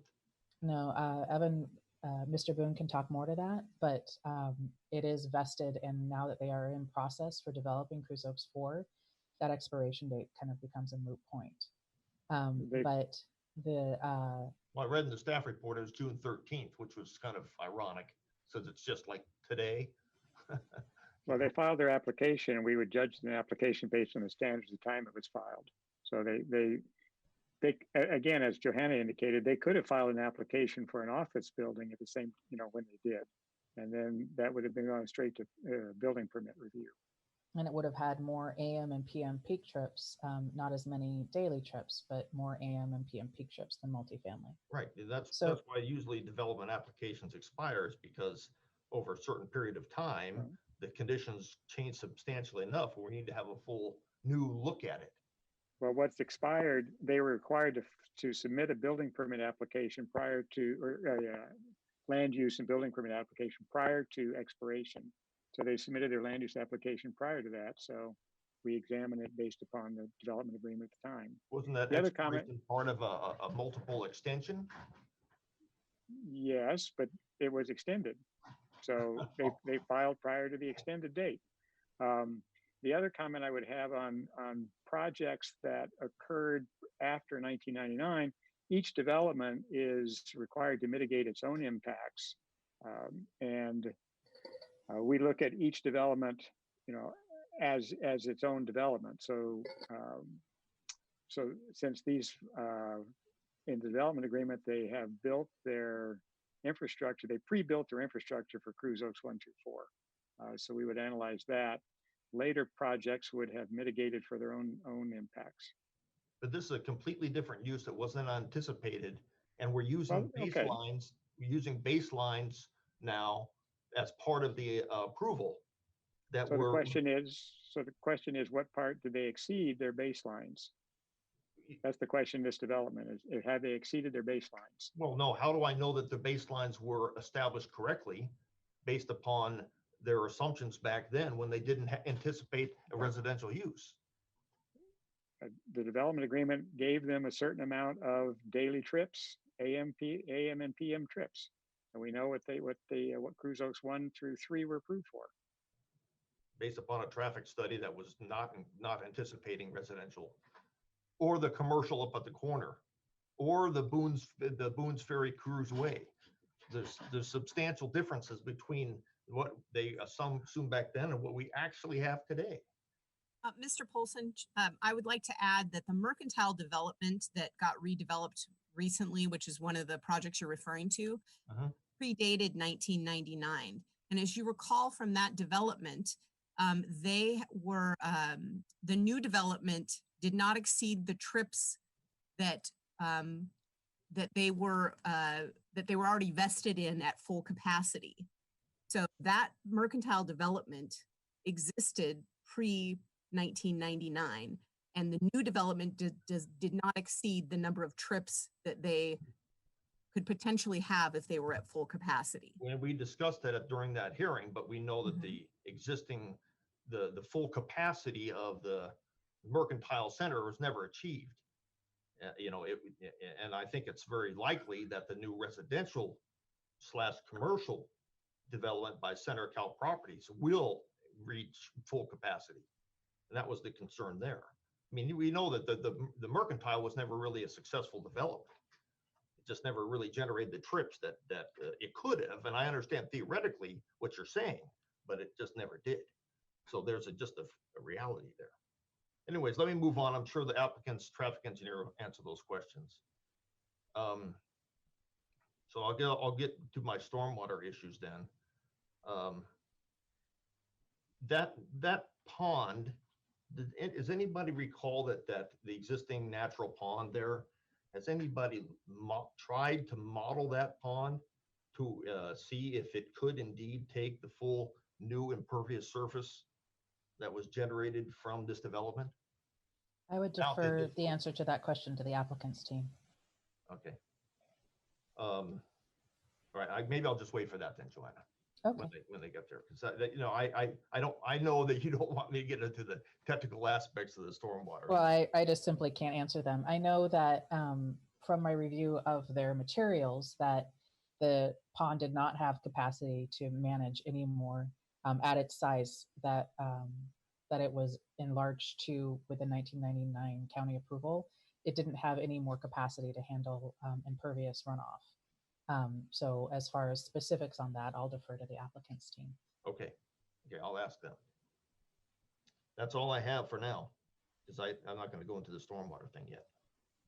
All right, very good. And that concrete would not be board form. Jeff, to be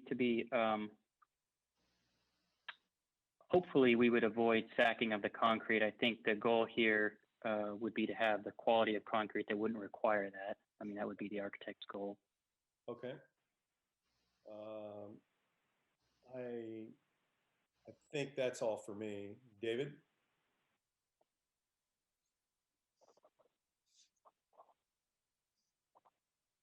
David? There you go. I'm sorry, my mute wasn't working.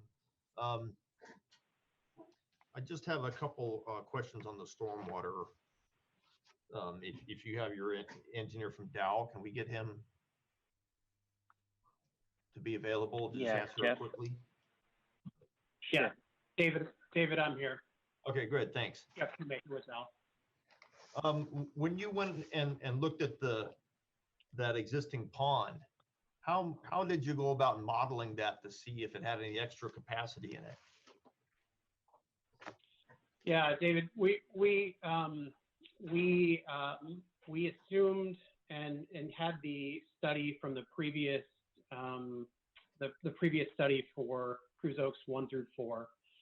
At that time, they had not provided any additional capacity. Knowing that any alteration to that pond would, because it's designated a wetland, would require us to go through some sort of a joint fill permit with the Corps of Engineers and DSL. We didn't feel like we could meet the criteria to avoid first, because we knew we had a site that we could detain on. So quickly that was kind of pulled off the table in terms of a detention strategy.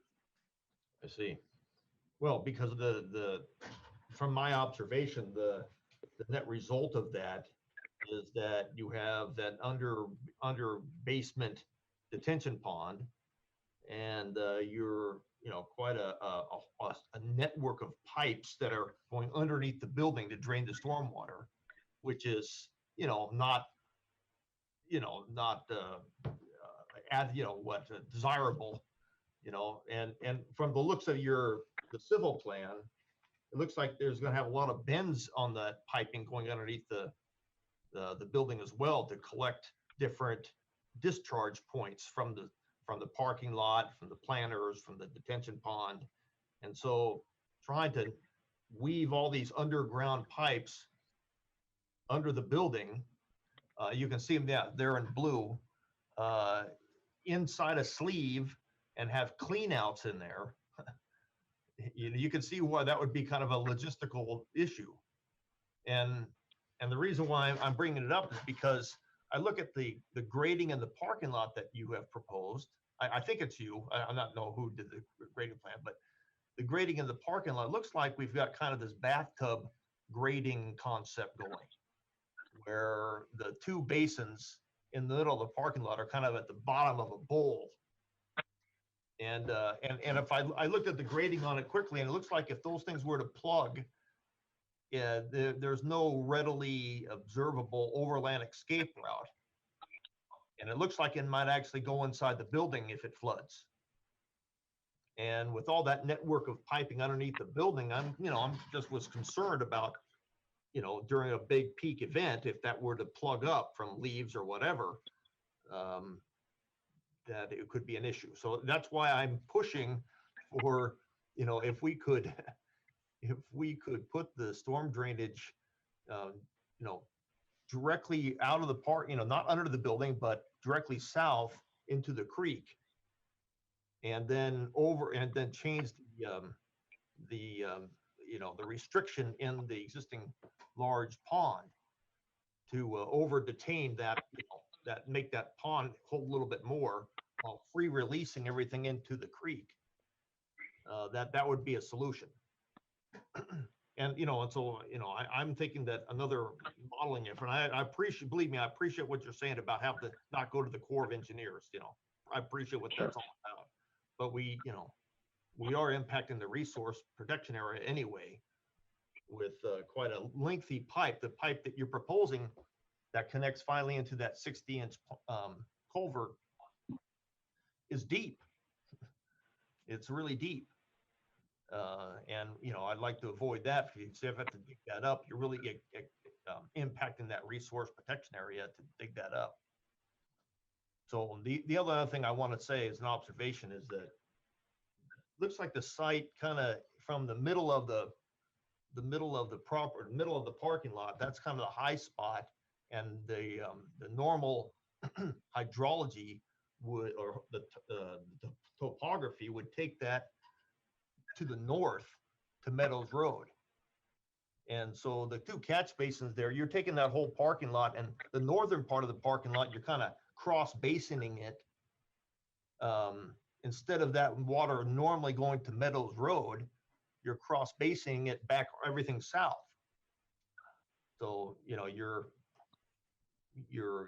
taking more water in a different pathway than it naturally does today. So I don't know if you observed that or not, but you can see the number of opportunities we have to try to model it differently.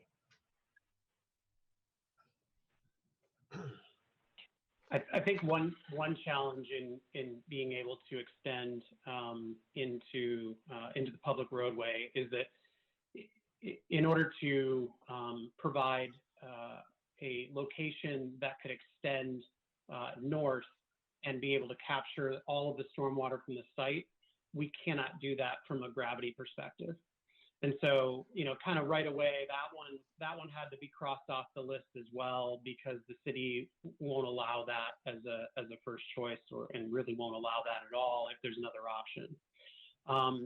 The locations in terms of, you know, discharging directly to the creek, those were explored in some depth. One of the things that I think was highlighted within the staff report correctly is that all of those were a much greater impact to the resource protection area. And so by discharging, and did not create a new discharge point to the creek. And I know that there's been some neighbor discussion about, you know, there's a lot of pride and there's an organization that's been taking care of this creek. And so by being able to go to an existing pipe and an existing outfall, we avoid some of those issues. Your point is well taken about, you know, moving through the building. You know, I think we don't have these fully vetted out. I will point out though, the two small locations, there are 3 pipes, one main one, and then 2 additional pipes, but those are very, very small areas. I mean, the drainage basins for those areas are really the plaza space that Augustine pointed out, and then that little bit of a ramp coming into the garage. So whereas those are, there are 3 lines, really there's one main one, and the cleanouts will be accessible. They are in a parking area underneath the building. So there is accessibility underneath that entire system for vehicular travel to get to those for any maintenance purposes. I see. And that one catch basin at the entrance to the underground parking lot, that'll pick up everything that's running down the paved area outside of that, right? That's correct. Hydraulically isolate that from the covered. I was worried that, like I said, if there's an overland escape, if those other 2 basins plug to the north, that would tend to want to run down that driveway and in underneath the building. You know? So, all right. The only other question I have is, it looks like all the stormwater planters are picking up just roof water. that what they're picking up? That's correct. What kind of water quality treatment did you propose for the parking lot? Yeah, it's a water quality manhole mechanical treatment, as highlighted prior to the tank we've just discussed. So it's like storm tech chambers or you know, stormwater filters, that kind of thing? Correct. Okay. Yes. Cartridges. Correct. Okay. All right. Okay. That's all I have. Thank you. Appreciate your time. Okay, thank you. Now we'll go on to testimony of those in favor, and I don't believe we have any. Kat, did we have any new? Excuse me, Commissioner Scheer, if I could interrupt, this is Dana Please. Kravchuk from Stoll Reeves on behalf of the applicant. I believe that some of the commissioners had questions for our traffic engineer, and we didn't hear any, so I just wanted to make sure before we moved on. I'm sorry, we would have asked questions if we had them. Okay, thank you. Thank you. I appreciate that though. Thank you. Yeah. Because I have just a fundamental issue with the traffic, but I think my questions have been answered. Okay, great. Kat, we haven't had anybody added in favor, correct? Correct. We have nobody added in favor or added in general. Okay, very good. So we'll go right on to those in opposition. And Evan, each person gets how much time? Each person gets 5 minutes unless they're representing an organization as I outlined, and that would be 10 minutes. Unless, of course, somebody has seated time. And they have to do that in person on the Zoom, and right. You will give them a 1 minute warning? Yes, I'll give them so it'd be 5 minutes and 1 minute warning. If it's 10 minutes, I still feel a 1 minute warning would be okay unless they want to. Okay, very good. First up is James Newcomer. Could you please come on the screen and give us your name and address for the record?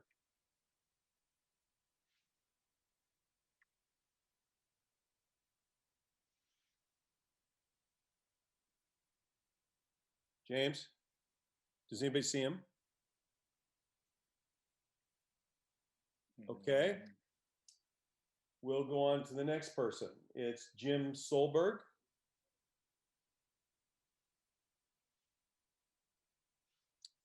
You're Yes, muted. I am here and I'm sitting my 5-minute talk to my wife, Marcia Solberg. We live at 5711 Bonita Road, Lake Oswego, Oregon.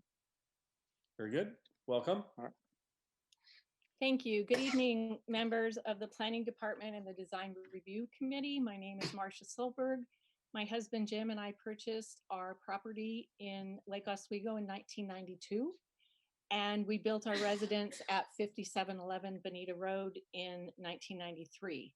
And before I screen share, I would like to publicly thank both Mr. Johnson and Ms. Hastay.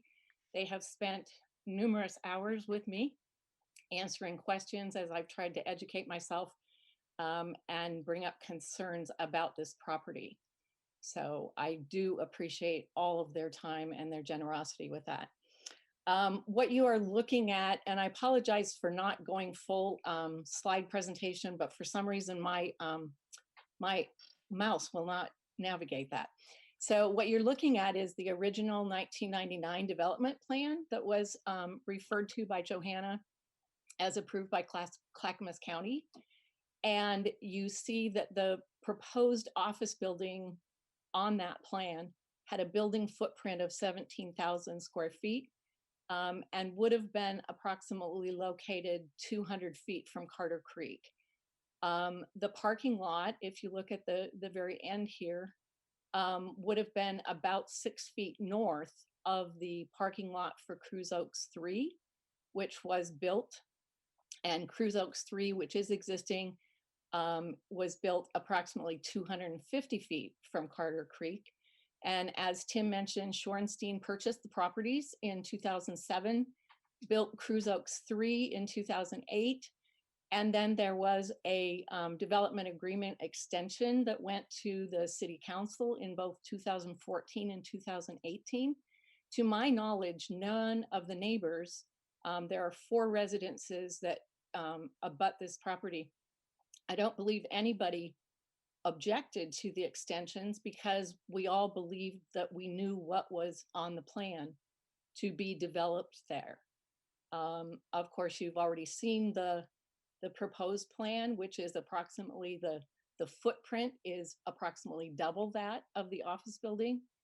It is located, if you look here at the end of the Cruise Oaks 3 parking lot, it extends approximately 30 feet further south toward the Ford properties and has a 7-foot outdoor deck that then will have 45 south-facing windows and is now only 100 feet from Carter Creek rather than the 200 feet where the office building would have been placed higher, much further north on the lot. Here is an overhead view of that driveway that was always stubbed out. There's an existing fence there, and it shows you this lush treed area that Johanna referred to as having 217 trees. Actually, 127 of those are predicted to be removed under 2 different permits. The only one that I believe is attached tonight is the 112 trees. But if you look at the tree code, 3E states that over 50% of a tree stand may not be removed. And those numbers are much higher than that. There's a part of the tree code that also refers to the skyline and that tree removal not affect the skyline. This is the view from the front of our home, and it shows you the visual screen. I want to point out that these lower trees, and I know it's difficult in a photograph, these are the trees that are actually right on the border of Carter Creek and are considerably lower and of much worse quality. They're all fair or poor quality listed on the arborist report. And this large tree they've referred to as the one of the huge significant trees that they have managed to save. It would not have been saved in that very first long, narrow building. But everything north of that, including all of these tall maples, the fir trees, everything to this side, will all be removed in the tree removal plan. This is a perspective from our back deck. You can see that that lower area is quite a bit lower than any of those other trees. Again, here's the upper portion. Now that you've seen that large tree, everything north of that tree will be removed of that tree growth, which is more than the 50% in the tree removal code. Here are additional pictures from the 3 properties that abut, that are affected by the tree, by the skyscraper there. You'll notice that all of that will be gone from Mr. Riley's property to the west of us. This is a picture taken from the Whitman property to the east of us and shows the existing Cruise Oaks 3, but this is 200. So this picture is taken from approximately 350 feet. And this is what is seen, you know, without that higher skyscraper. This is the surface view from the parking lot of Cruise Oaks 3. And you can see where that fence is constructed. And now everything south of that for another 35 feet will be removed. If you look at the overhead view in the winter, you can see that there is not a great deal of screening, but this is a significant fir. There are several significant maples that, even though they aren't treed in the winter, do provide, this is our home, and it provides screening for the office building. But realize that there will not be screening. If you look at the large fir, with the height of the building, the south end of the building, this is where we will be exposed to 45 windows of light. And there are 3 significant trees here scheduled to be removed that also screen us from the office building. And 3C of the tree code addresses the visual screen and being able to protect it. This is the current tree plan that was proposed and put in by Shorenstein, but as Johanna mentioned, they failed to identify all of the significant trees. Their arborist only identified trees that were of good quality and not fair. And the city tree code says that anything that is also rated as fair is considered a significant tree over 15 inches. Here is the line where the other proposal with the office building, the parking lot would have ended. And you can see that a number of significant trees would be saved. And you'll notice that this area, which is directly behind our home, has very little tree cover. There was a very large tree taken out during Cruz Oaks 3 that the mitigation ended up of 13 cedars that were supposed to be fast growing, 1 survived. So I believe there is an alternate plan that has not been explored on this project. And that would be if they went back to the original size of the overall project that was the development agreement, removed 2 apartments on each floor. That would be 28 feet. The entire project could be moved further north toward Meadows. They would lose 10 apartments. And then this deck somehow needs to be recessed so that it would achieve the 35 feet. But there is an alternate plan. I'd like to quote from the city council policies adapted. Oops, what happened? There we go. The city council affirms its responsibility. This was from the 2017 property rights. The city council affirms its responsibility to protect the rights of property owners and be responsible stewards of our natural environment. State and regional land use and environmental standards will be applied locally in a fair and equitable manner that respect citizens' use and enjoyment of their property, retain property values, and promote healthy ecosystems. Thank you. So in conclusion, I ask the DRC and the planning department to look very carefully at the staff report pages that deal with criterion 3 of the tree removal code. And I also submitted a new letter on Friday, the 12th. The current plan as submitted by Shorenstein and Mr. Johnson is definitely in violation of the current tree removal code. And there is an alternative plan, and it is a smaller building footprint, returning to the original size of the 1999 development plan that was extended.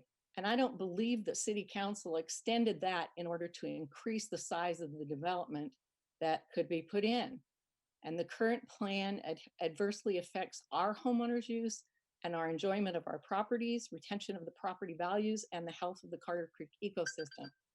Shorenstein is a very large real estate investment firm. Thank you for your time. There is an alternate plan. Okay, thank you very much. Commissioners, any questions? Yes, I have one. Okay. Are you concerned in any way about a privacy issue? Because I haven't had time to analyze if people from a 5th floor of the new building will be able to look down and look into your backyard and into your house, you know, if they want to put their telescope up or something. Actually, Dave, with the fact that the trees that will be retained right against Carter Creek are at 185 feet, and the building will be at an elevation of 277 feet, we will not even be screened from the 1st floor with the removal of all of those trees, the significant trees that I pointed out up against the building. We will not be screened without those there. Okay, and your property is situated where there's no natural, you know, buffers or fences that would hide windows or?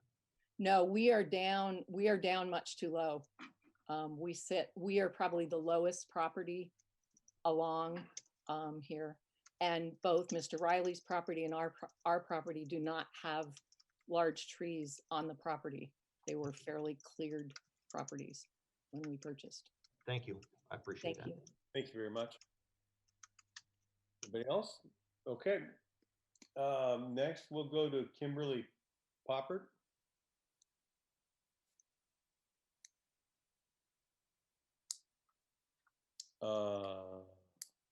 Bear with me. I succeed my minutes to Clay. Okay. Sorry, we're dog sitting. Can you hear me okay? Yes. I'd like to, first of all, thank the staff for a very thorough review of this application. Their talent is evident with the quality of report that was generated. I did, however, arrive at a couple of different conclusions than the staff did. I'm going to touch briefly on the building height, not because I'm disputing the height of the building, but because of the principles involved. You have many attorneys here tonight that can probably answer a legal challenge better than I can. But I'd like to point out in LOC 0.04.001.4.c.ii that requires if a building is taller than 60 feet within 120 foot of an R7 or R10 property, the building is limited to 60 feet. This property is within 100 feet. The city staff appears to disenfranchise the owners to the south by the fact that they're unincorporated Clackamas County.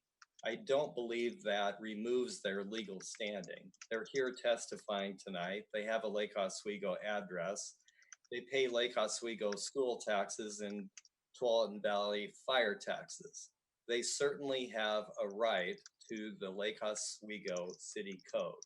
The code is clear that if the building is within 120 feet, it is limited to 60 feet.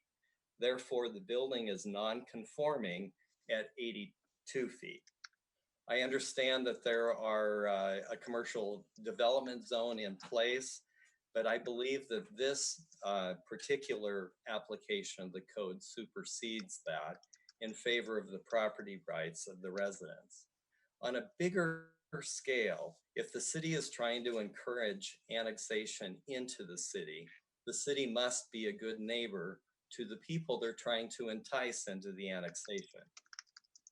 I believe that the premise that just because you're not incorporated currently into the city disenfranchises your enjoyment of the code and benefits of the protection of the code isn't a valid assumption by the staff. Moving on to the tree removal code. 50.06.004.1.b 0.5 sub 1 requires screening between dissimilar uses of the properties.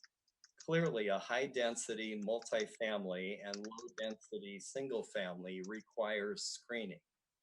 The staff incorrectly asserts that the resource protection area trees are being retained by the development. First of all, they couldn't have been removed.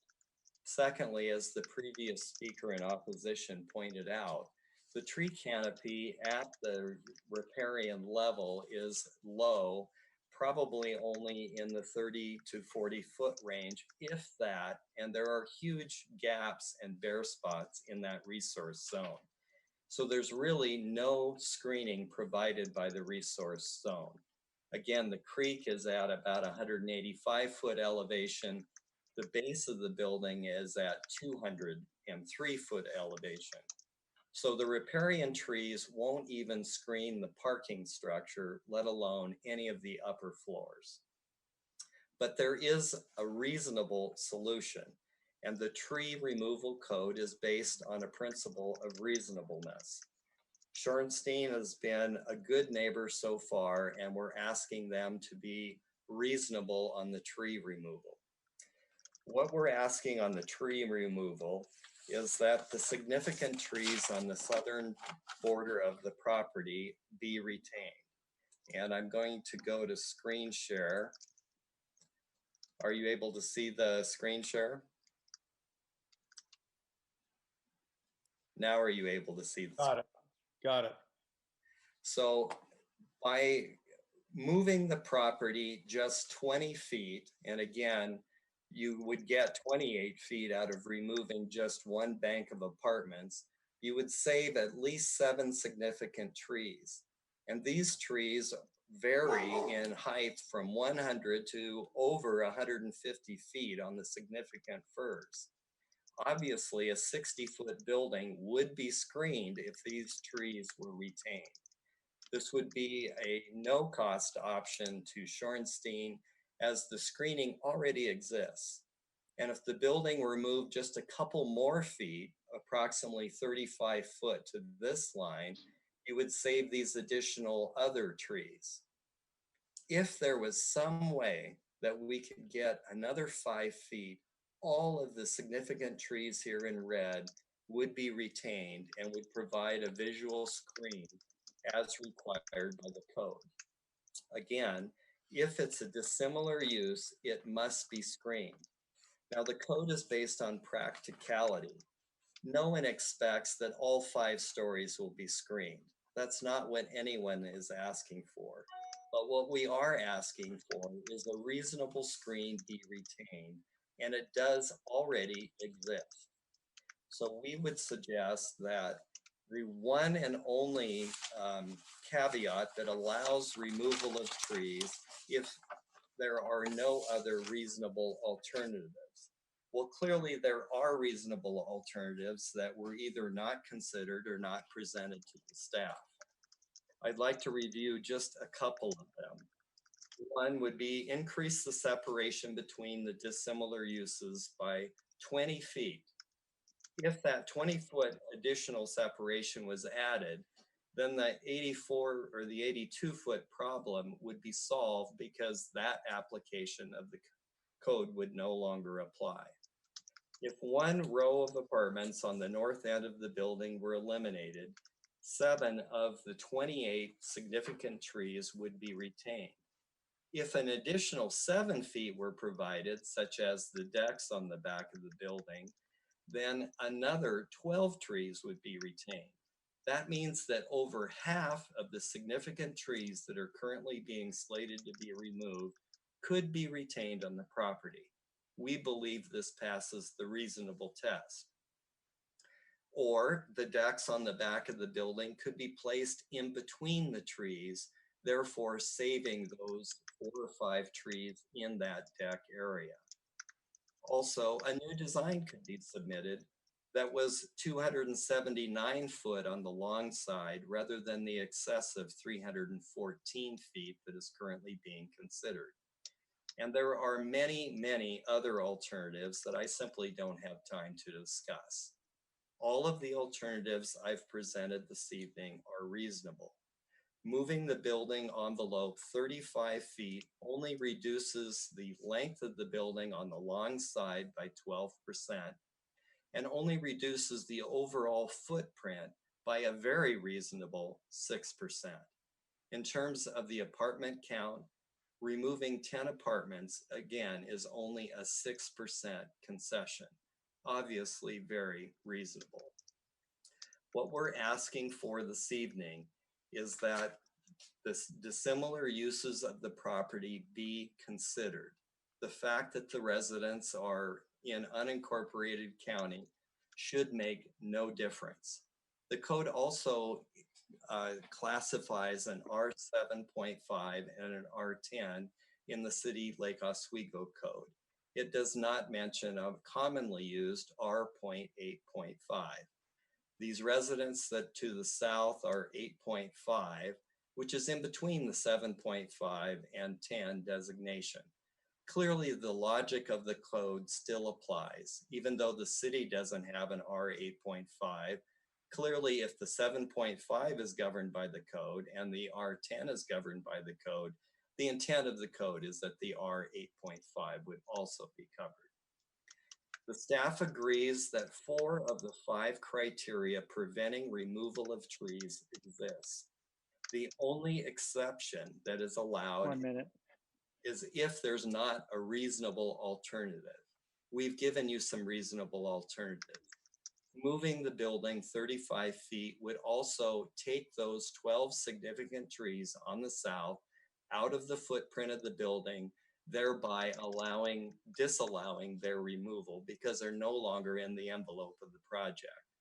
We would ask Schoenstein to be a good neighbor and move that building 35 feet to save these significant 100-year-old trees that provide screening on the project. Planting 6-foot trees in a planter box, even though they're fast growing, will never even cover the second floor of the building. And the neighbors to the south will have 35 windows peering into their bedrooms and personal lives. Time. Thank you.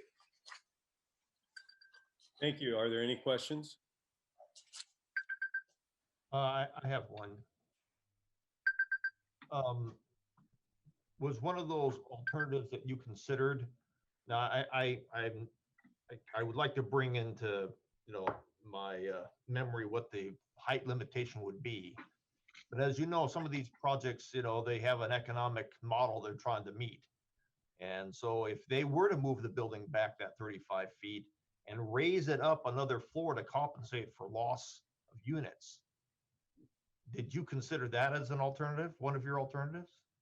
I did not, but certainly that is an alternative.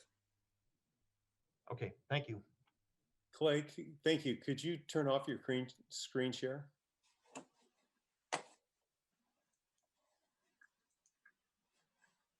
I can figure out how to do that. Sorry, I'm technology impaired here. Yeah, aren't we all? We're going to be better though after this. I'm not sure how to do that.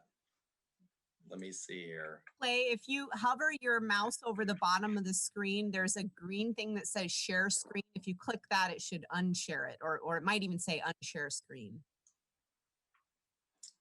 I no longer have the bottom screen available. Try the top. There we go.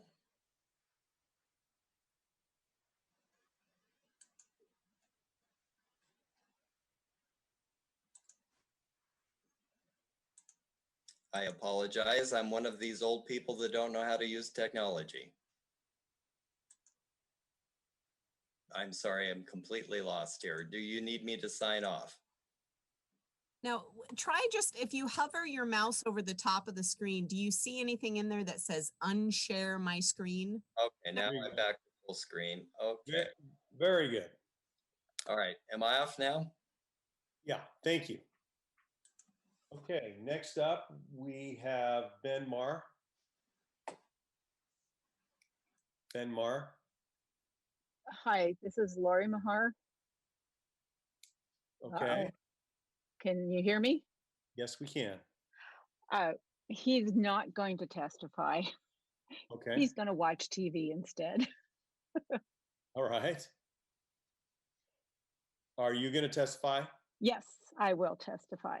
Okay, you have 5 minutes. Okay, my name's Laurel Mahar. My address is 5165 Carmen Drive, Lake Oswego, 97035. I'm speaking in opposition to this proposed multi-story apartment building. I have lived at my address since we built our house in 1978, but I have lived in Lake Grove since 1955. I knew when we bought our property in 1978 that Clackamas County had a planned office development along both sides of Meadows Drive from Carmen to Bangor. I was happy that commercial and high-density housing, particularly high-rise apartment complexes, would not be my backyard neighbors. The current office buildings have been good neighbors for the most part. They are quiet after 6 p.m. and all weekend long. Unfortunately for my neighbors further down Bonita, this proposal for a multi-story apartment complex will not be the quiet, unobtrusive neighbors like I have. Even though I have some serious concerns about the traffic impacts, especially on Carmen, I'm going to focus my time on the exterior lighting of the proposed building and parking lots and let my neighbors address the traffic impacts. In your site design codes regarding landscaping, screening, and buffering, it states in, and I'm terrible at how you read out your numbers, section B, Roman numeral 7, number 1, A and C, and I'll read it, quote it. For commercial, institutional, industrial, multifamily, etc., screening and buffering shall be required to mitigate noise, lighting, or other impacts from dissimilar uses, and screening and buffering shall be required as a separation between dissimilar uses. Placing this multi-story apartment adjacent to single-family residential properties is definitely a dissimilar use. I respectfully request that you require the maximum in screening, preferably evergreen, between these two dissimilar uses, not the bare minimum. The staff report states on page 28 that lighting, once again, and I will quote, shall not produce light trespass by direct illumination of adjacent properties or produce glare at normal viewing angles.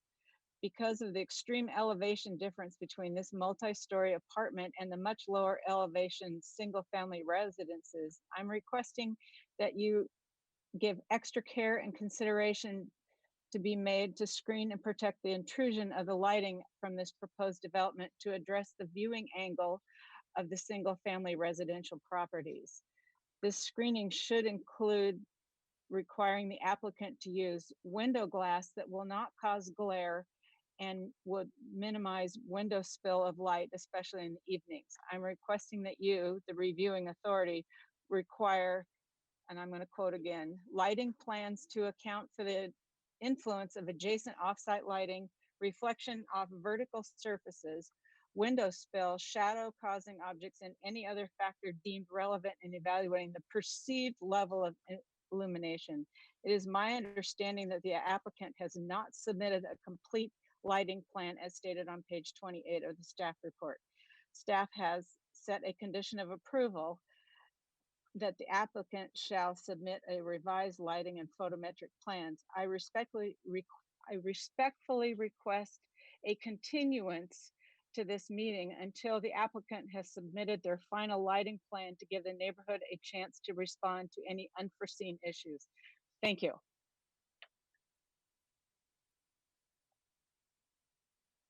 Okay, thank you. Guys, you have any questions? Okay, thank you very much. Thanks. Next up, Kathy Whitman.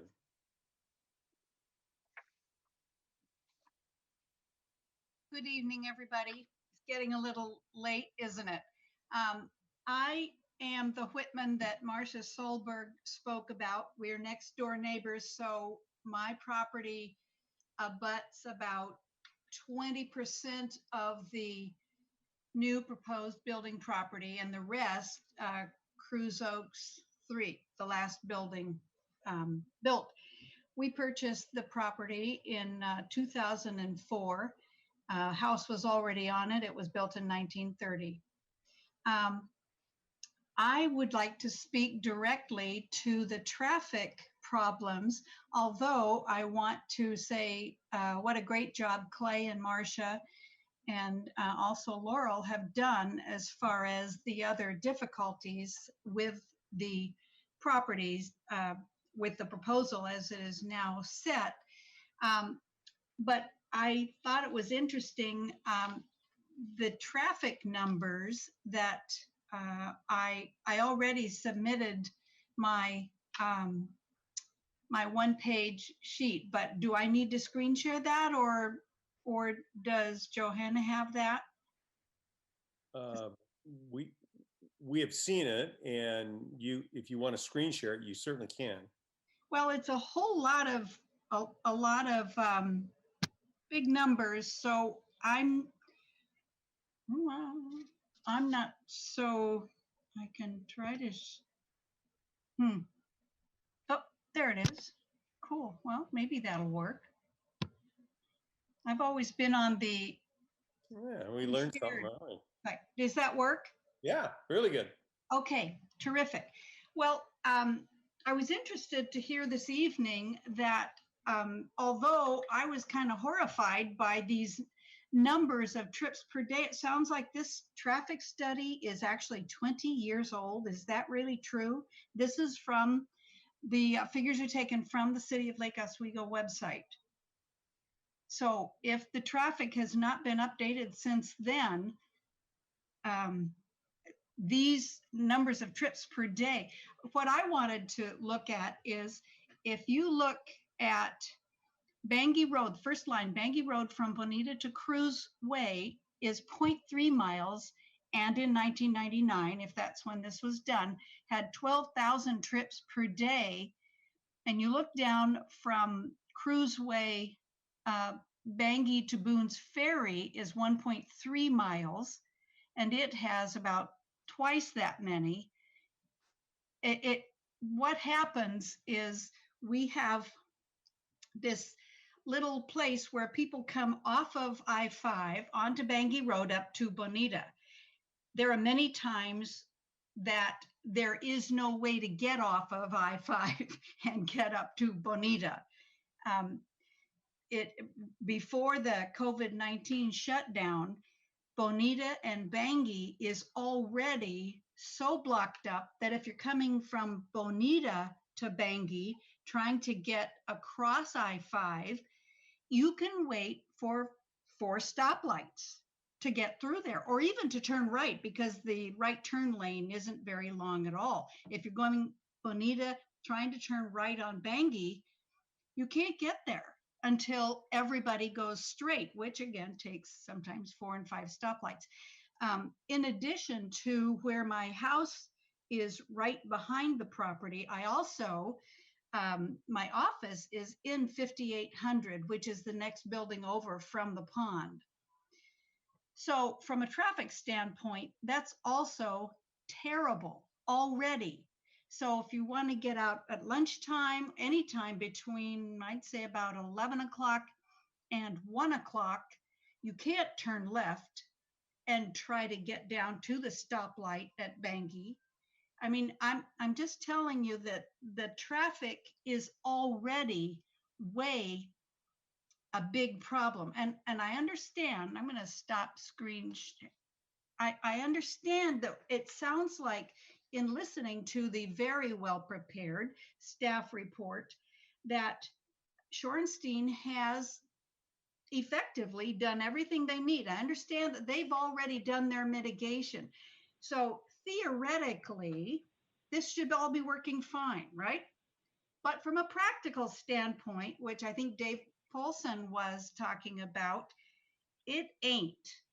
Whether it's Bangui to Bonita, Bonita, Bangui trying to get across the freeway, or the turnaround, or all of the traffic in this little area is already way, way over the top. And I don't know how many of you have experienced it, but from someone who either on my residence or my office, I experience it every single day. And it's a nightmare already, much less with the new building down at Cruz and Boone's Ferry, or with this proposal. So the fewer apartments up there, I understand they're going to do something, but if there could be a mitigation somehow, that's the only way it's going to work, to add it to the neighborhood. Thank you very much. Thank you. Commissioners, any questions? Okay. Next up is Ty Kennedy. Tal. It's Tal Kennedy. I live in between all these people. I'm directly behind Cruz Oaks 3. And your address? 5575 Thank Bonita. And lived here for 35 years. Bought it when the house was built in 1947, blah, blah, blah. There was nothing back there, and watched it all happen. So I've got my daughter here to help me do a little presentation of the creek normal and the creek during some rain. This is what the creek looks like normally. You done already, hon? Yeah. Okay, this is looking from my deck down at the creek. The creek runs in between. There's a bridge, goes down and around. That's grass down there. That's planting. Good vegetation on this. You notice there's a lot of ivy up there, but we'll let that alone. Now let's move to, once she's done here, this is what happens every year now.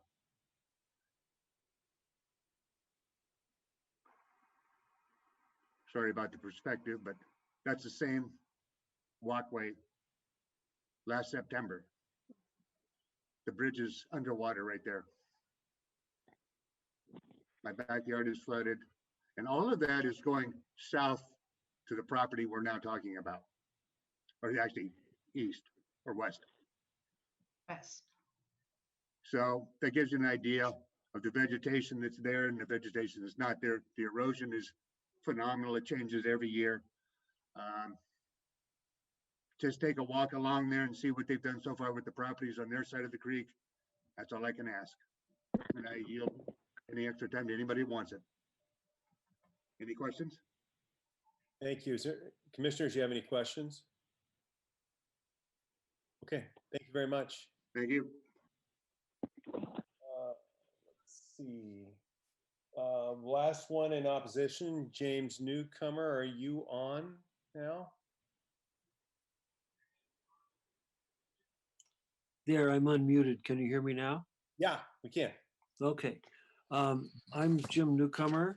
I live at 4282 Country Woods Court. That is down Quarry Road from the circle, the traffic circle where Quarry Road and Carmen meet. And I'm secretary of the Waluga Neighborhood Association. What I am, I submitted a letter dated June 12th about the traffic mitigation issue, especially at the intersection of Quarry Road and yeah, thank Carmen. So I'm referring to that letter about negative traffic impacts, especially with the addition of Shorenstein's large apartment complex on Meadows Road.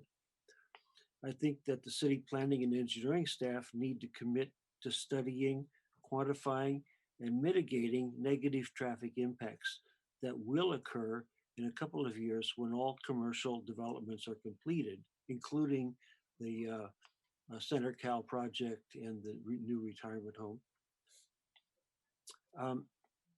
And the apartments are rented and retail restaurants are up and running. That's a simple ask of the city and of the commissioners to include this as a condition of approval for this application, LU 190041. This is doable and reasonable just to make it a condition of approval. And that's our request, and I just am testifying to draw your attention to the letter I submitted earlier. Thank you. Thank you. Commissioners, any questions? Okay. Next up will be neither for and against. That would be Sarah McCarthy. Sarah McCarthy. Hi, thank you. Thank you for the opportunity to speak with you this evening. My name is Sarah McCarthy, and my husband, Brian, and I own a home at 5871 Bonita Road, where we live with our 2 young daughters. Ours is a flag lot that backs up to Carter Creek, just southwest of the pond on Cruise Oaks 5. We're lucky to live along the creek, a vibrant wildlife corridor here in Lake Oswego. Last year, when we learned about the new residential building plans for 5600 Meadows Road, we were honestly stunned. It was a major change from the office building plans that had been put forward for nearly 20 years. Now, we are relatively new residents, but we were concerned about the impacts on our neighborhood and the creek. After some meetings with fellow homeowners and a serious round of self-education about city planning codes, I sent a letter with several questions and concerns to Johanna Hastay in city planning. That letter is Exhibit G001 in the public record here tonight. In it, I questioned the sensitive lands boundary that was being applied in this case, as it had not been revised when the city passed Ordinance 2687 in 2015, which established a new zoning map for sensitive lands. I argued that the RP boundary along Carter Creek should be extended from 25 feet to 50 feet to reflect the citywide standards, and that the change of use and the departure from the building footprint in the development agreement negated the sensitive lands allowances that had been vested. This was not a minor suggestion, as it would impact the proposed location of the new building. And I would like to point out that when I and my neighbors, especially Marcia and Jim Solberg, met with Johanna at City Hall, she not only took my argument seriously, she and city planning staff agreed that a map correction was necessary for the RP district. Her dedication to addressing the public comments on this project cannot be understated. She meticulously responded to each point with deep knowledge of planning codes and with professionalism, and I thank her. This also speaks more generally to the importance of public comments as a critical component of planning and review standards, which we are exercising tonight. I also want to thank Tim Johnson at Shorenstein for his responsiveness and professionalism throughout the project. My ongoing concerns relate to sensitive lands, LOC 50.05.010, and stormwater management, LOC 50.06.006.3, and LOC Chapter 38. My ongoing concerns are to the impact on the creek from the increased stormwater runoff, both in terms of flow control and water quality. I know that the vested development agreement allows for the stormwater on 66,000 square feet of impervious area not to be detained prior to discharging into Carter Creek, and only the extra 11,000 square footage above the vested amount must be held to current stormwater standards. I know why this is vested, but honestly, I don't think it's right to be applying environmental standards from 20 years ago. Nevertheless, I do see storm planter facilities and cartridge catch basins on the site plan diagrams, which provides some treatment to remove oils and debris from the parking lot. My question is whether these proposed facilities are designed for the entire amount of flow or just for the non-vested portion. And will they fail and flood in heavy storms? And are there any additional low impact design strategies that can be added, such as in the parking lot planter areas in between cars, to treat parking lot runoff? Furthermore, the flow control measures in the documents appear to only address the additional 11,000 square feet that will be channeled to a single outflow point into the creek. But can the creek withstand the outflow from the 75,000 square feet of the entire project? And if not, thanks, what erosion control measures can be implemented, and how will this be monitored by Shorenstein and the city of Lake Oswego when the impacts will not be seen on the properties under review tonight, but further downstream and on my property and beyond? I was glad to see that there's a 3-year monitoring period on the plantings in the RP district, and I wonder if the same kind of monitoring can be applied to the potential erosion of Carter Creek. As an adjacent property owner downstream of the Meadows Pond outfall, this erosion could have significant impacts on my property boundaries, as well as the overall ecosystem. Furthermore, Carter Creek feeds into Fano Creek, which is already suffering from the effects of erosion and neglect. Thank you again for addressing my concerns and allowing me to do my part to participate in the civic process. Thank you very much. Commissioners, any questions? Okay. Next is Brian McCarthy. Is Brian going to testify? Sarah? Okay. And I'm here with you. Thank you very much, commissioners. Just to, again, reiterate, my address is 5871 Bonita Road with Sarah, and I'm here addressing the stormwater issues, which is LO Code 50.06.006.3, Chapter 38, and also the sensitive lands LO Code 50.05.010. Let me begin by expressing my gratitude to the Development Review Committee. I appreciate you and city staff finding methods to continue this review process and solicit input from the community in a responsible way. I'd also like to extend my thanks to city planning, and in particular Johanna Hastay, for her efforts to keep the neighborhood informed and her careful review of Shorenstein's development plan. Her attention to detail should be commended. And lastly, I'd like to express my thanks to Tim Johnson, Vice President of Multifamily at Shorenstein, for taking time to listen to our neighborhood associations and concerns and traveling to Portland to review the property with homeowners as well as visiting our homes to see the perspective that we have on the proposed development. Now, with that being said, I do have ongoing concerns regarding the development of the project as an owner of neighboring property. My first concern is to the amount of runoff that will be generated by the additional 75,000 square feet of new hardscape at 5600 Meadows. According to documentation, roughly 6,600 square feet of hardscape was vested under older environmental review rules. Only the additional 11,000 or so feet has been evaluated under current and more rigorous Lake Oswego code. Carter Creek is a small and fragile creek basin that has seen increased flooding since the original buildings were constructed, and I believe Tal Kennedy's videos has just shown that, and that's something that we have seen on our property as well. Currently, water overruns the banks during heavy rains. Additional hardscape will only magnify this, and as one of the only 2 properties downstream of the runoff and downfall from the property, and only the single property entirely downstream from the development, I have concerns about how this increase of runoff may impact and erode our property, which directly borders the creek. I would like the DRC to ask Shorenstein to make a review and monitoring plan to study, and if necessary, remediate the impact of the additional runoff. Secondly, and in a related matter, I'm concerned about the proximity of the property to this creek, especially if areas to be developed to the south or the west of the building footprint for mass gatherings. Carter Creek is small, but it is a vital green space and wildlife corridor linking other parks and green spaces in our area. And here we go. Let me share my screen with you. The following photos show a small sampling of wildlife that can be viewed by eye in Carter Creek from our own property.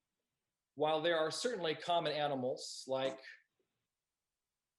squirrels, hummingbirds, and chickadees, it's also a nesting area for flickers and woodpeckers, geese, and of course, ducks, as well as larger, more charismatic birds like the great blue heron that you see in these photos, the owls, and including this one that recently graced the cover of the Lake Oswego magazine. In addition, it's home to countless amphibians such as newts and frogs, and a vital space for mammals as well, such as bats and coyote and deer, not pictured but often seen, raccoons, and of course, believe it or not, beavers, as seen here. Now, as a note, I would like to point out that you can see the wide flat tail on this beaver, which distinguishes it as a beaver and not as a nutria, which have tails that appear to be vertical.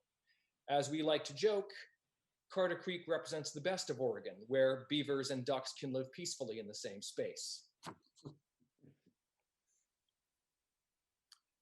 Shorenstein has said that this is exactly the reason they want to build residential property, to give people access to this very same experience. This is admirable. But I question whether wildlife will continue to frequent the Carter Creek wildlife riparian area if a residential building with 24/7 occupation instead of weekday occupation is built in such close proximity. I believe you should be as well. Furthermore, I have serious concern if the stream topography itself will remain hospitable to the birds, amphibians, and mammals that call it home when we see an increase in flooding. These wild spaces are dwindling resources and should be carefully managed and thoughtfully. The city has been proactive and forward-thinking by creating a long-term sustainability plan. My question for the DRC is, does this development plan match the city's plan to safeguard our resources for future generations?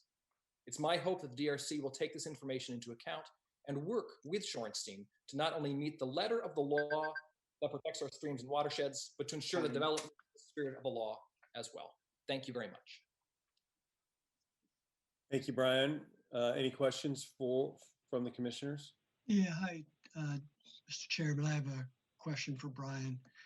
Brian, thanks for your presentation, and thank all of you. Great, respectful presentations. A lot of you brought up comments, meeting with Shorenstein, and it was very good. Have any of you asked the questions to them about moving the building back, and if so, what was their response? I do know that that question has been asked, It was not, I was not part of that conversation. I believe Marcia and Jim could speak to that. Marcia and Jim, if you're still on the call, would you be able to discuss that? I don't know that we do that now, do we? Not a problem. Evan? No, just ask the question of the testifier. Yeah. That's okay. Yeah, that's all right, Brian. All right, thanks very much. Thank you. Thank you. Okay, just so you know, there are rules that we have to follow. And even though this is a Zoom call and you can all chime in, that's technically not how we things are outlined by the city and the state for us to conduct our hearings. So that's why we didn't allow that. Okay, next is Pat Parrott. Pat Parrott, maybe? Good evening. Yes. There you are. Okay. Yes, my name is Pat Parrott. I live at 5763 Kimball Court. I am one street south of Bonita. And the project is going to affect the neighborhoods in the vicinity of Bonita, as well as certainly not as directly as those who live along the creek, but it does, and mostly in the way of traffic. When we bought our house 25 years ago, I think it is, and we never worried about what time we were leaving the house to go run an errand or anything. And now we don't leave that, we plan our day. So if we have to go out, we make sure that we're home by 3 p.m. Because if we're not, we're going to be stuck in traffic. More than once, coming off 217 to turn right on Bangui, the traffic was backed up before you got to Bangui. It was backed up onto Cruiseway. And it took close to half an hour for me to get to a place on Bangui where the island, about halfway between Bonita and Meadows, to where I could get into the left-hand turn lane and get up to the light to get home. A half an hour to go, a third of a mile. It gridlocks right at Meadows and Bangui. And I have more than once sat through multiple lights just sitting there waiting for the traffic to move because it's backed up down Bonita to 72nd and again to Hall. The traffic on Carmen Drive after 3 p.m., if I want to go someplace that is to the left of me, I have to turn right and go down to Lake Forest Boulevard and then cut down and get onto Boone's Ferry and turn left and come back into Lake Grove. Because there's no way, the traffic is too heavy to get out onto Carmen Drive. And I know that it sounds fantastical that it would take a half an hour to go a third of a mile. But the surface streets right now during peak traffic times it's just a nightmare out there. And I believe that the report from Kettleson estimated a 58 unit increase in the morning and 70 in the evening. And I find that extremely difficult to believe. But even if I'm sure that it's much higher than that. And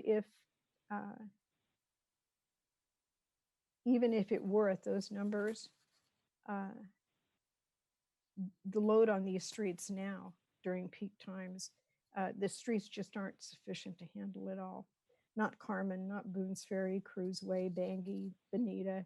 It's just a gridlock twice a day. And my serious concern is emergency vehicle access.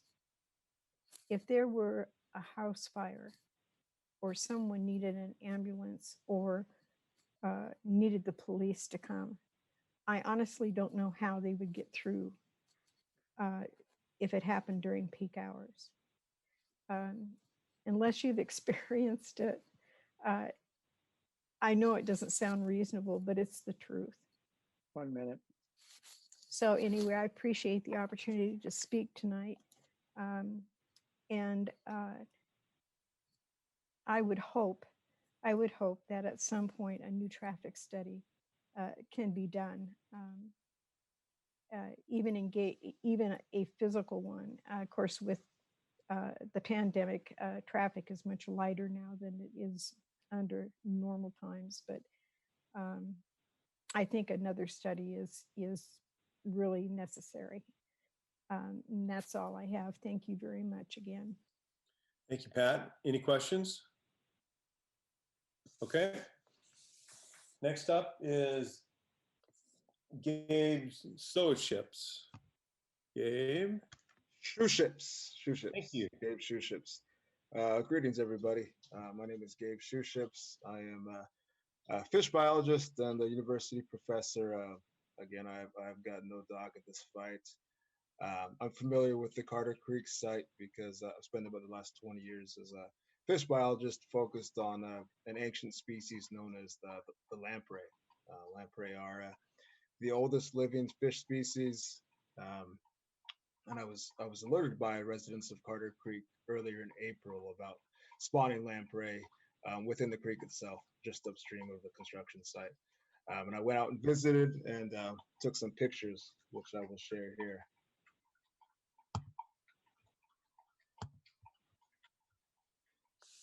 So these are lamprey, most likely brook species, which are resident species, which are spawning right here in the creek.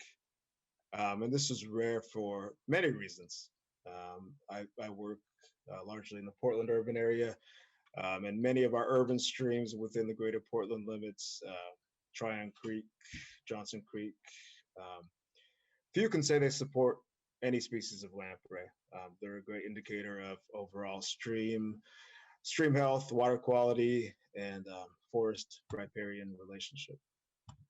Mr. Chairman, I'm sorry to interrupt, but my question to Mr. Shoeships, are you a consultant for some of these residents, or are you speaking on your own behalf? I'm speaking on my very own. Okay. I haven't been paid for sitting here for the last 3.5 hours, but I've learned a lot about this project. So I'm just a concerned citizen who's neutral, or speaking on behalf of the creek itself. Thank you. Sorry to interrupt. I could be paid though if somebody wants to. Just kidding. But most of my life's passion has been focused on working with native fish. And as I mentioned, for about the last 20 years, I've worked with lamprey of different species. So you can see here, these are pictures of the creek itself. And as I mentioned, lamprey are an ecological indicator, but they're also a sign of the stewardship that the neighborhood has really undertaken. My hypothesis for why lamprey exist in this creek, and they're few and far between up and down the West Coast, and specifically near urban areas, is just due to the lack of people, the later development of this area, as has been mentioned, and just the quality of the habitat. From everything I've heard, obviously, if you move a bunch of trees, stream temperature is very dependent on tree cover, which Carter Creek now currently has a pretty decent amount. Water quality, it's a stormwater creek now. Being a very small creek, lamprey are kind of what we call the canaries of the coal mine in the fish aquatic world. Slight differences, either temporal or habitat, or either disturbance from construction, can all definitely impact their lifestyle. And these ancient fish predate dinosaurs, and and in the last 100 years or so, up and down the West Coast, they've really faced a steep decline. So I think a couple more picks. So kind of based on my visits there in communication with folks, I think there's really a treasure, and it's really rare to see in an urban environment that supports species like lamprey.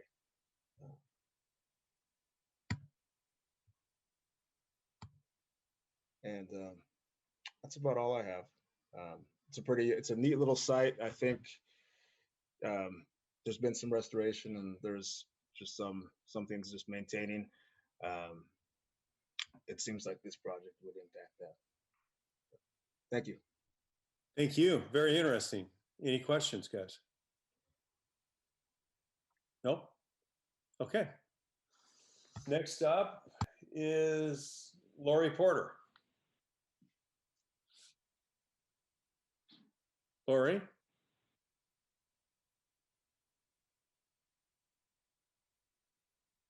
Lori Porter. Okay, I'm going to assume there is no Lori Porter today. So that is everybody on the list, I believe. And I just want to check with Kat. Did I miss anybody? Everyone on my list has been called. Okay, very good. So now we go to rebuttal by the applicant, correct, Evan? Yes, that's correct. 5 minutes. Okay.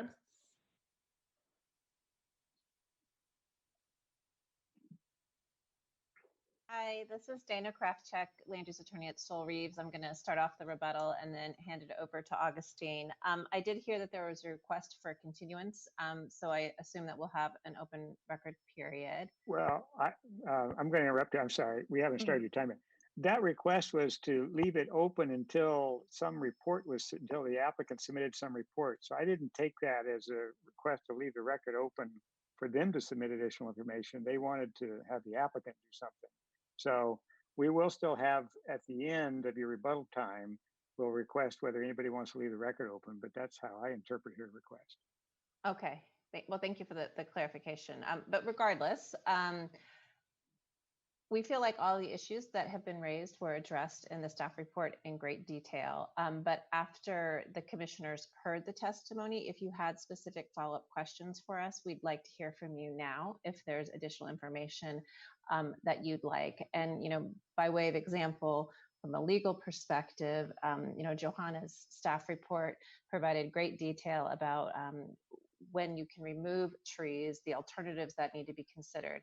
It's not every single alternative that stakeholders come up with. It's uses that are allowed within the prescribed building envelope of the code, which is we have complied with that. So staff has concluded that we've complied with the tree code. We'd like to provide sort of those guardrails in terms of what the criteria apply if you have specific questions. The same goes for landscaping. It's to mitigate offsite impacts. There's not a requirement for a complete screen. But if you have ongoing concerns about those, we'd like to hear about that so we can provide you more information. I think with that, I'll turn it over to Augustine, and then we can respond to any specific questions you may have.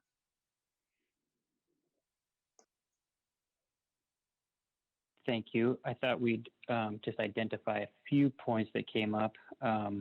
I think it's been mentioned many times, but we have, over the last in excess of 12 months, worked with Johanna to ensure compliance with the zoning code. We've made substantive changes in order to get there. That's really what the way we read Johanna's report was, that we are in compliance with the zoning code.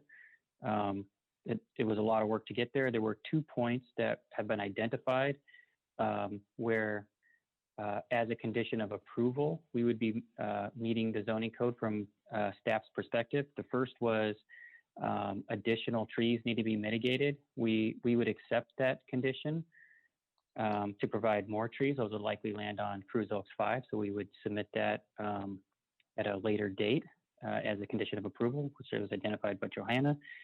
The second was a condition of approval with regard to lighting. And while we did have a lighting plan in the packet, it was dealing primarily with the lighting of the surface parking lot. So that criteria is met, but Johanna had asked for some minimum, maximum, and average light levels to demonstrate even more clearly that they didn't escape the site. And staff had suggested that as a condition of approval, we would also have an approvable project with some additional information. So I think we would also agree to that statement. I know that's an easy thing for us to meet.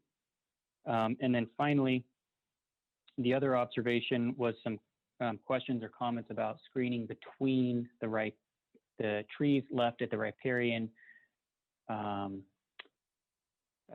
the Resource Protection District and to the front of the building. I just want to note that in that area where there are currently very few trees, there are 22 trees proposed to be planted there. So it's the entire southern area is at the end of construction would be planted very densely with trees. Granted, they would be new trees, so they'd be younger and not mature trees, but that whole area would be planted. I think from a very high level, that was the kind of the comments just to add to the neighborhood or the testimony from the public.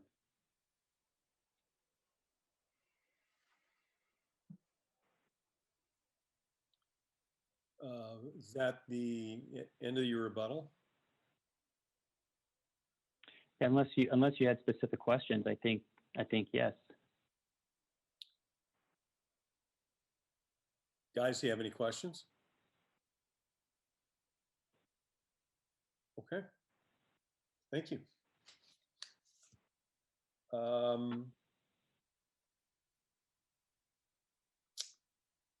Evan. Yes, back to me, Mr. Chair. Yep. All right, I would, let's see, at this point, Kat, if you would go ahead and unmute any interested parties who are in the Zoom. Because we'll be asking whether or not any one of them wishes to have the hearing continue to present additional evidence. So as she's doing that, prior to closing the public hearing, any person may request an opportunity to present additional evidence. If a request is made, the public hearing will be continued to a date certain not less than 7 days later, or the record shall remain open for at least 7 days after the hearing to enable additional written evidence or testimony. Oh, excuse me. Kat just told me that everybody has to unmute themselves. She cannot unmute them. So, so if you wish to ask for additional opportunity to continue the hearing, you need to unmute. Or the record would remain open for at least 7 days for the hearing to enable additional written evidence or testimonies to be submitted, and the commission would establish the period for any rebuttal of written evidence to be submitted. So I would ask the persons on the Zoom to unmute yourself if you wish to request a continuance of the public hearing in order to submit additional evidence. Mr. Boone, can I ask you a question? Yes, About that, about asking for continuance? Okay.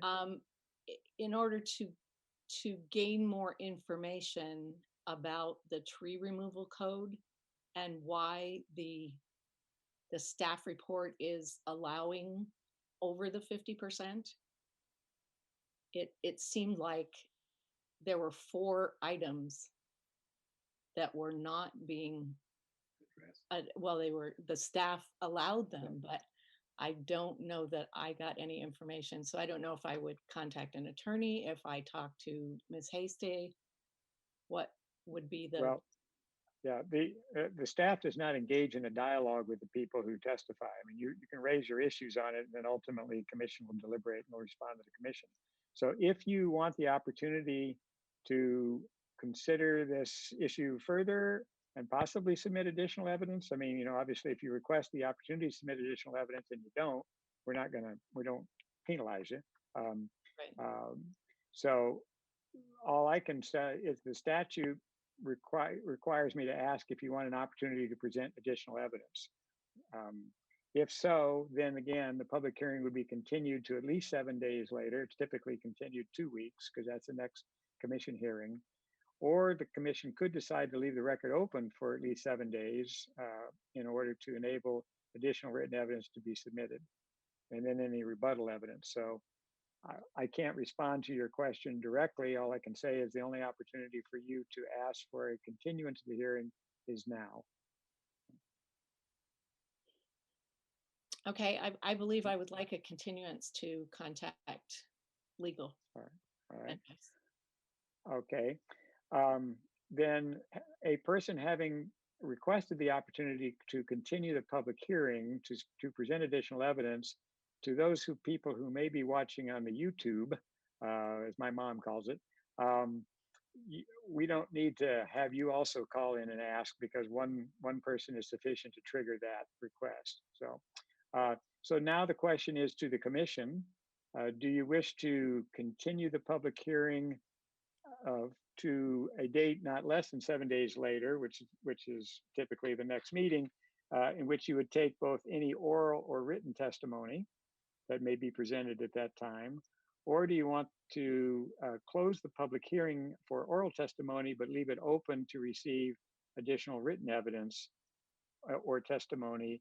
And if you do that, then we'll establish the period for rebuttal written evidence. And again, typically, since it would be continued for, well, I say 2 weeks, but I think your next meeting, if I can get to July 6th. is July 6th, which is actually 3 weeks, because we actually have a 5th Monday in the month. So we would have to talk about how far out, whether you do it 1 week, which is typically the case for new evidence, and then 3 days for rebuttal, or, and to respond to that. And then there's a staff memo that follows. So whether you make any adjustments. So I'm sorry to rattle on, but the question is continue it for oral and written testimony to July 6th, or close it for oral testimony, leave it open for written evidence that may be submitted, and then establish the rebuttal period. Commissioners, what would be your opinion or pleasure? Written only, or leave the public record open? Kurt? Written only, please. I would second that. I'm good for written only. Okay. All right, then, I'm sorry. All right, then the commission will need, we'll do a motion in a minute. The commission will need to establish the date for submission of, any person may submit new evidence during the first period, okay? And then in the second period, the rebuttal period, the evidence that's submitted in the rebuttal period must be only related to the new evidence that's submitted during that first 7-day period, during the first period. So are we, first off, are we having a problem with the overall timeline? I can answer that, and no, with a second hearing on July 6th, we are still within the 120-day parameters. Okay, so we would go 7 days, and then the rebuttal would have 7 days. Is that right? Well, again, typically when we just have 2 weeks, it's 7 days to next Monday at 5, and then the rebuttal is 2 days at 5, giving 2 days then for the memo, and then you have your hearing. Here we have an extra week. So I don't know if staff has comment on what kind of time you're going to need to respond. Johanna or Jessica? It would be, just from the staff's perspective, it's kind of hard to predict because I'm not sure what sort of new testimony is going to be coming in. But a full week would put a lot of pressure on analyzing, getting all of that new testimony in order, analyzing it, and putting together a memo for the DRC. So somewhere between 2 to 4 days would be preferable from my perspective, but I'll defer to the DRC on that. So 7 days would be the 22nd or the 23rd? I don't have a calendar in front of me. The 22nd. Yeah, it'd be 22nd, 5 p.m.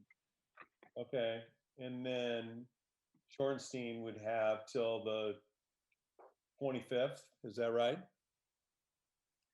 24th or 25th, yeah. Well, anybody can submit rebuttal because during that 1 week period, anyone can submit new testimony, anyone. And then you give a rebuttal period, and anyone can submit rebuttal to whatever was submitted during the new testimony period. And then if you had everything back on rebuttal by the 25th, then how much time do you need? Is that a question to staff, to me, Johanna? Yes, Johanna and Jessica. Okay, so I guess my follow-up question to that is after the rebuttal period for everyone for any new testimony, is there a final applicant's rebuttal, and how long is that typically? Well, that is handled, the applicant has sort of a choice at that point. They can either file a final written argument in time for the July 6th meeting, okay? Or they can show up on July 6th and ask for the opportunity to file a final written argument. And if they do that, then the 120 days is extended to the time for receipt of that, to the next hearing. So typically applicants, you know, if they can see the evidence, they'll file it in time, particularly when we have this extra, you know. So my memo to, I'm sorry.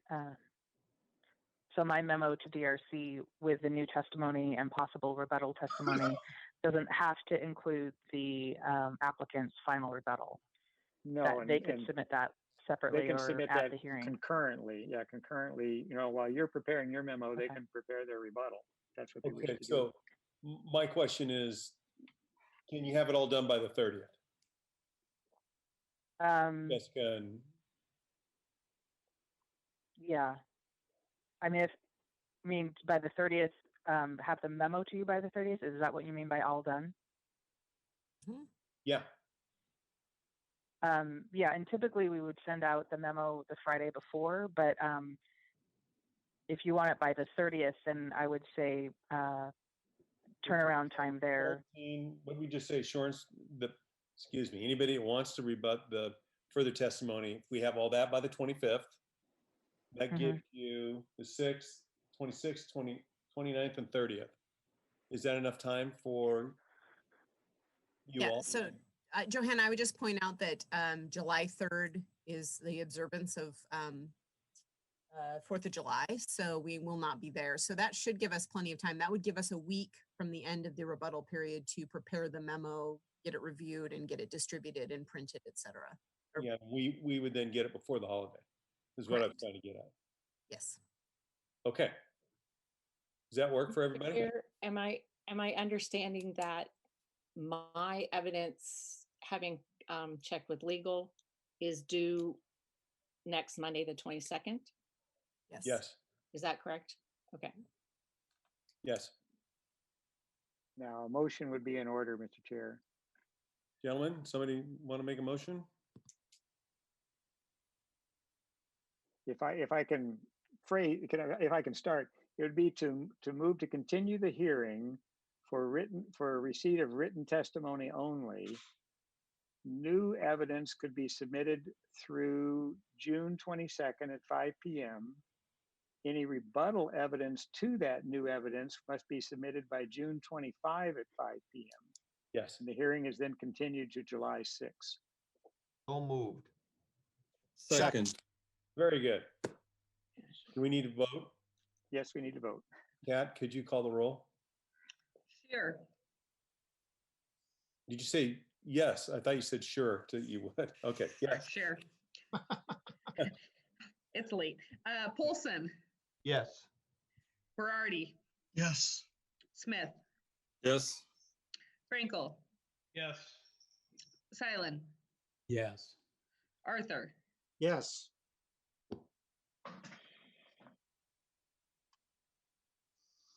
All right, the hearing is continued for written evidence only by June 22nd with rebuttal on the 25th. Okay. That takes care of the public hearing. We have some schedule and management updates before adjournment. That's me, excuse me. Yeah, I don't have too much to report. Right now, we do have one other item scheduled for July 6th. It is a subdivision off of Waluga Drive. So you will have two items on July 6th. At this point, we do have some other land use applications that could go to hearing at some point, but they're incomplete right now. So I don't have any updates on anything after July 6th, but you will have a long evening on July 6th. I had a question maybe for you and Evan. you know, we have seen all this development in the Lake Grove area, and would it be prudent for, if the DRC wanted to, as a group, write a letter to City Council requesting that we take a look at the traffic concerns for the overall Lake Grove Village with all the additional development?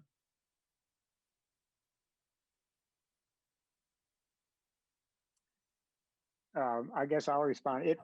The commission can certainly comment on anything it thinks, you know, is sort of relevant to consideration of applications before it. And I think David touched on it a little bit, and, you know, all these different projects, right. I mean, they all sit within their own realm, but, you know, and they look at their little area of impact and the overall impact. We've all talked about it as far as parking in Lake Grove or traffic on Quarry or whatever. And it doesn't seem to us, I think, as a group, when I listen to what people are saying, that the overall traffic impact for the Lake Grove area doesn't seem to be, I'm not seeing that study, that overall. All right. Well, I would suggest that the commission consider this after you've decided this case, and then decide whether you want to send a motion, or excuse me, a letter to the council. Okay. The other thing I want to mention, well, I'm sorry. Not going off that subject, can I add one thing, Evan, before we go off that subject? Yep. So I know that the Planning Commission wants to discuss this issue as well. And I believe, and Evan, perhaps you, because you also staff the Planning Commission, you may recall this a little better than I do, but there was, I know, a proposal to look at the traffic management issues, particularly the code-related traffic management issues in this area. But it's not something that has been a priority. I think that's been dropped at this point, but it is something they may revisit. Do I have that correct, Mr. Boone? Well, I think it is sort of on the back burner, but I guess the point I would make is the code section they're looking at was the one that we said was not applicable. Well, per its text is not applicable because it deals with the PM peak time. So this proposal doesn't deal with PM peak because it's actually a reduction in that. Well, so, but if you have a general, I'm not specifically talking about this project. Yeah, that's right. So I think if the commission has we see this as an area that you think that the council should take a look at, you can certainly go ahead and send a letter about it, unrelated to this. What I wanted to say was to everybody on the Zoom meeting that the next meeting by the commission will be on a different platform. It's going to be on WebEx rather than Zoom. So the process for doing that will be identified and discussed and laid out in the agenda for the next meeting. Right, Jessica? Correct. Thank you. Okay, well, that's the traffic thing is just something I'm thinking about, and we can discuss that later, guys, but think about what you would think is important. Well, if we Jeff, don't, I'd like to, if I could, I just want to add something. You know, ostensibly, what you collect traffic impact fees for is so one day we can, you know, the city can take on capital projects to fix traffic problems that occur incrementally, like what we've been seeing. You know, I mean, so, you know, there's no reason that let's just say this proposal that we're looking at tonight, it may have a small percentage impact on the overall traffic issue. There's no reason, or it's not commensurate for us to ask them to engage in either a big, you know, area-wide study or to improve some, you know, distant intersection. That's what those traffic impact fees are for. And so, you know, I think that, you know, there's two things that going on here. Is one is the, you know, is what can we actually impose as a condition that we think is, you know, commensurate with the impacts of a given proposal, versus writing a letter off to the city that says, you know, you've been collecting TIF fees you know, we think it might be reasonable based on all we're hearing in this area that you use some of that to perform a traffic study. It's two separate things. Two separate things. I just want to make sure that everybody in the commission, and if they can disagree with me, then disagree with me, but that's what I think is going on here. Yeah, you're right. Okay, just want to get. Okay. Anybody have anything else? Okay, I would entertain a motion for adjournment. Okay, so moved. We're adjourned. Good night, everyone. Good night. Good night. Thank you. Good Thank night. you for, it worked out really well.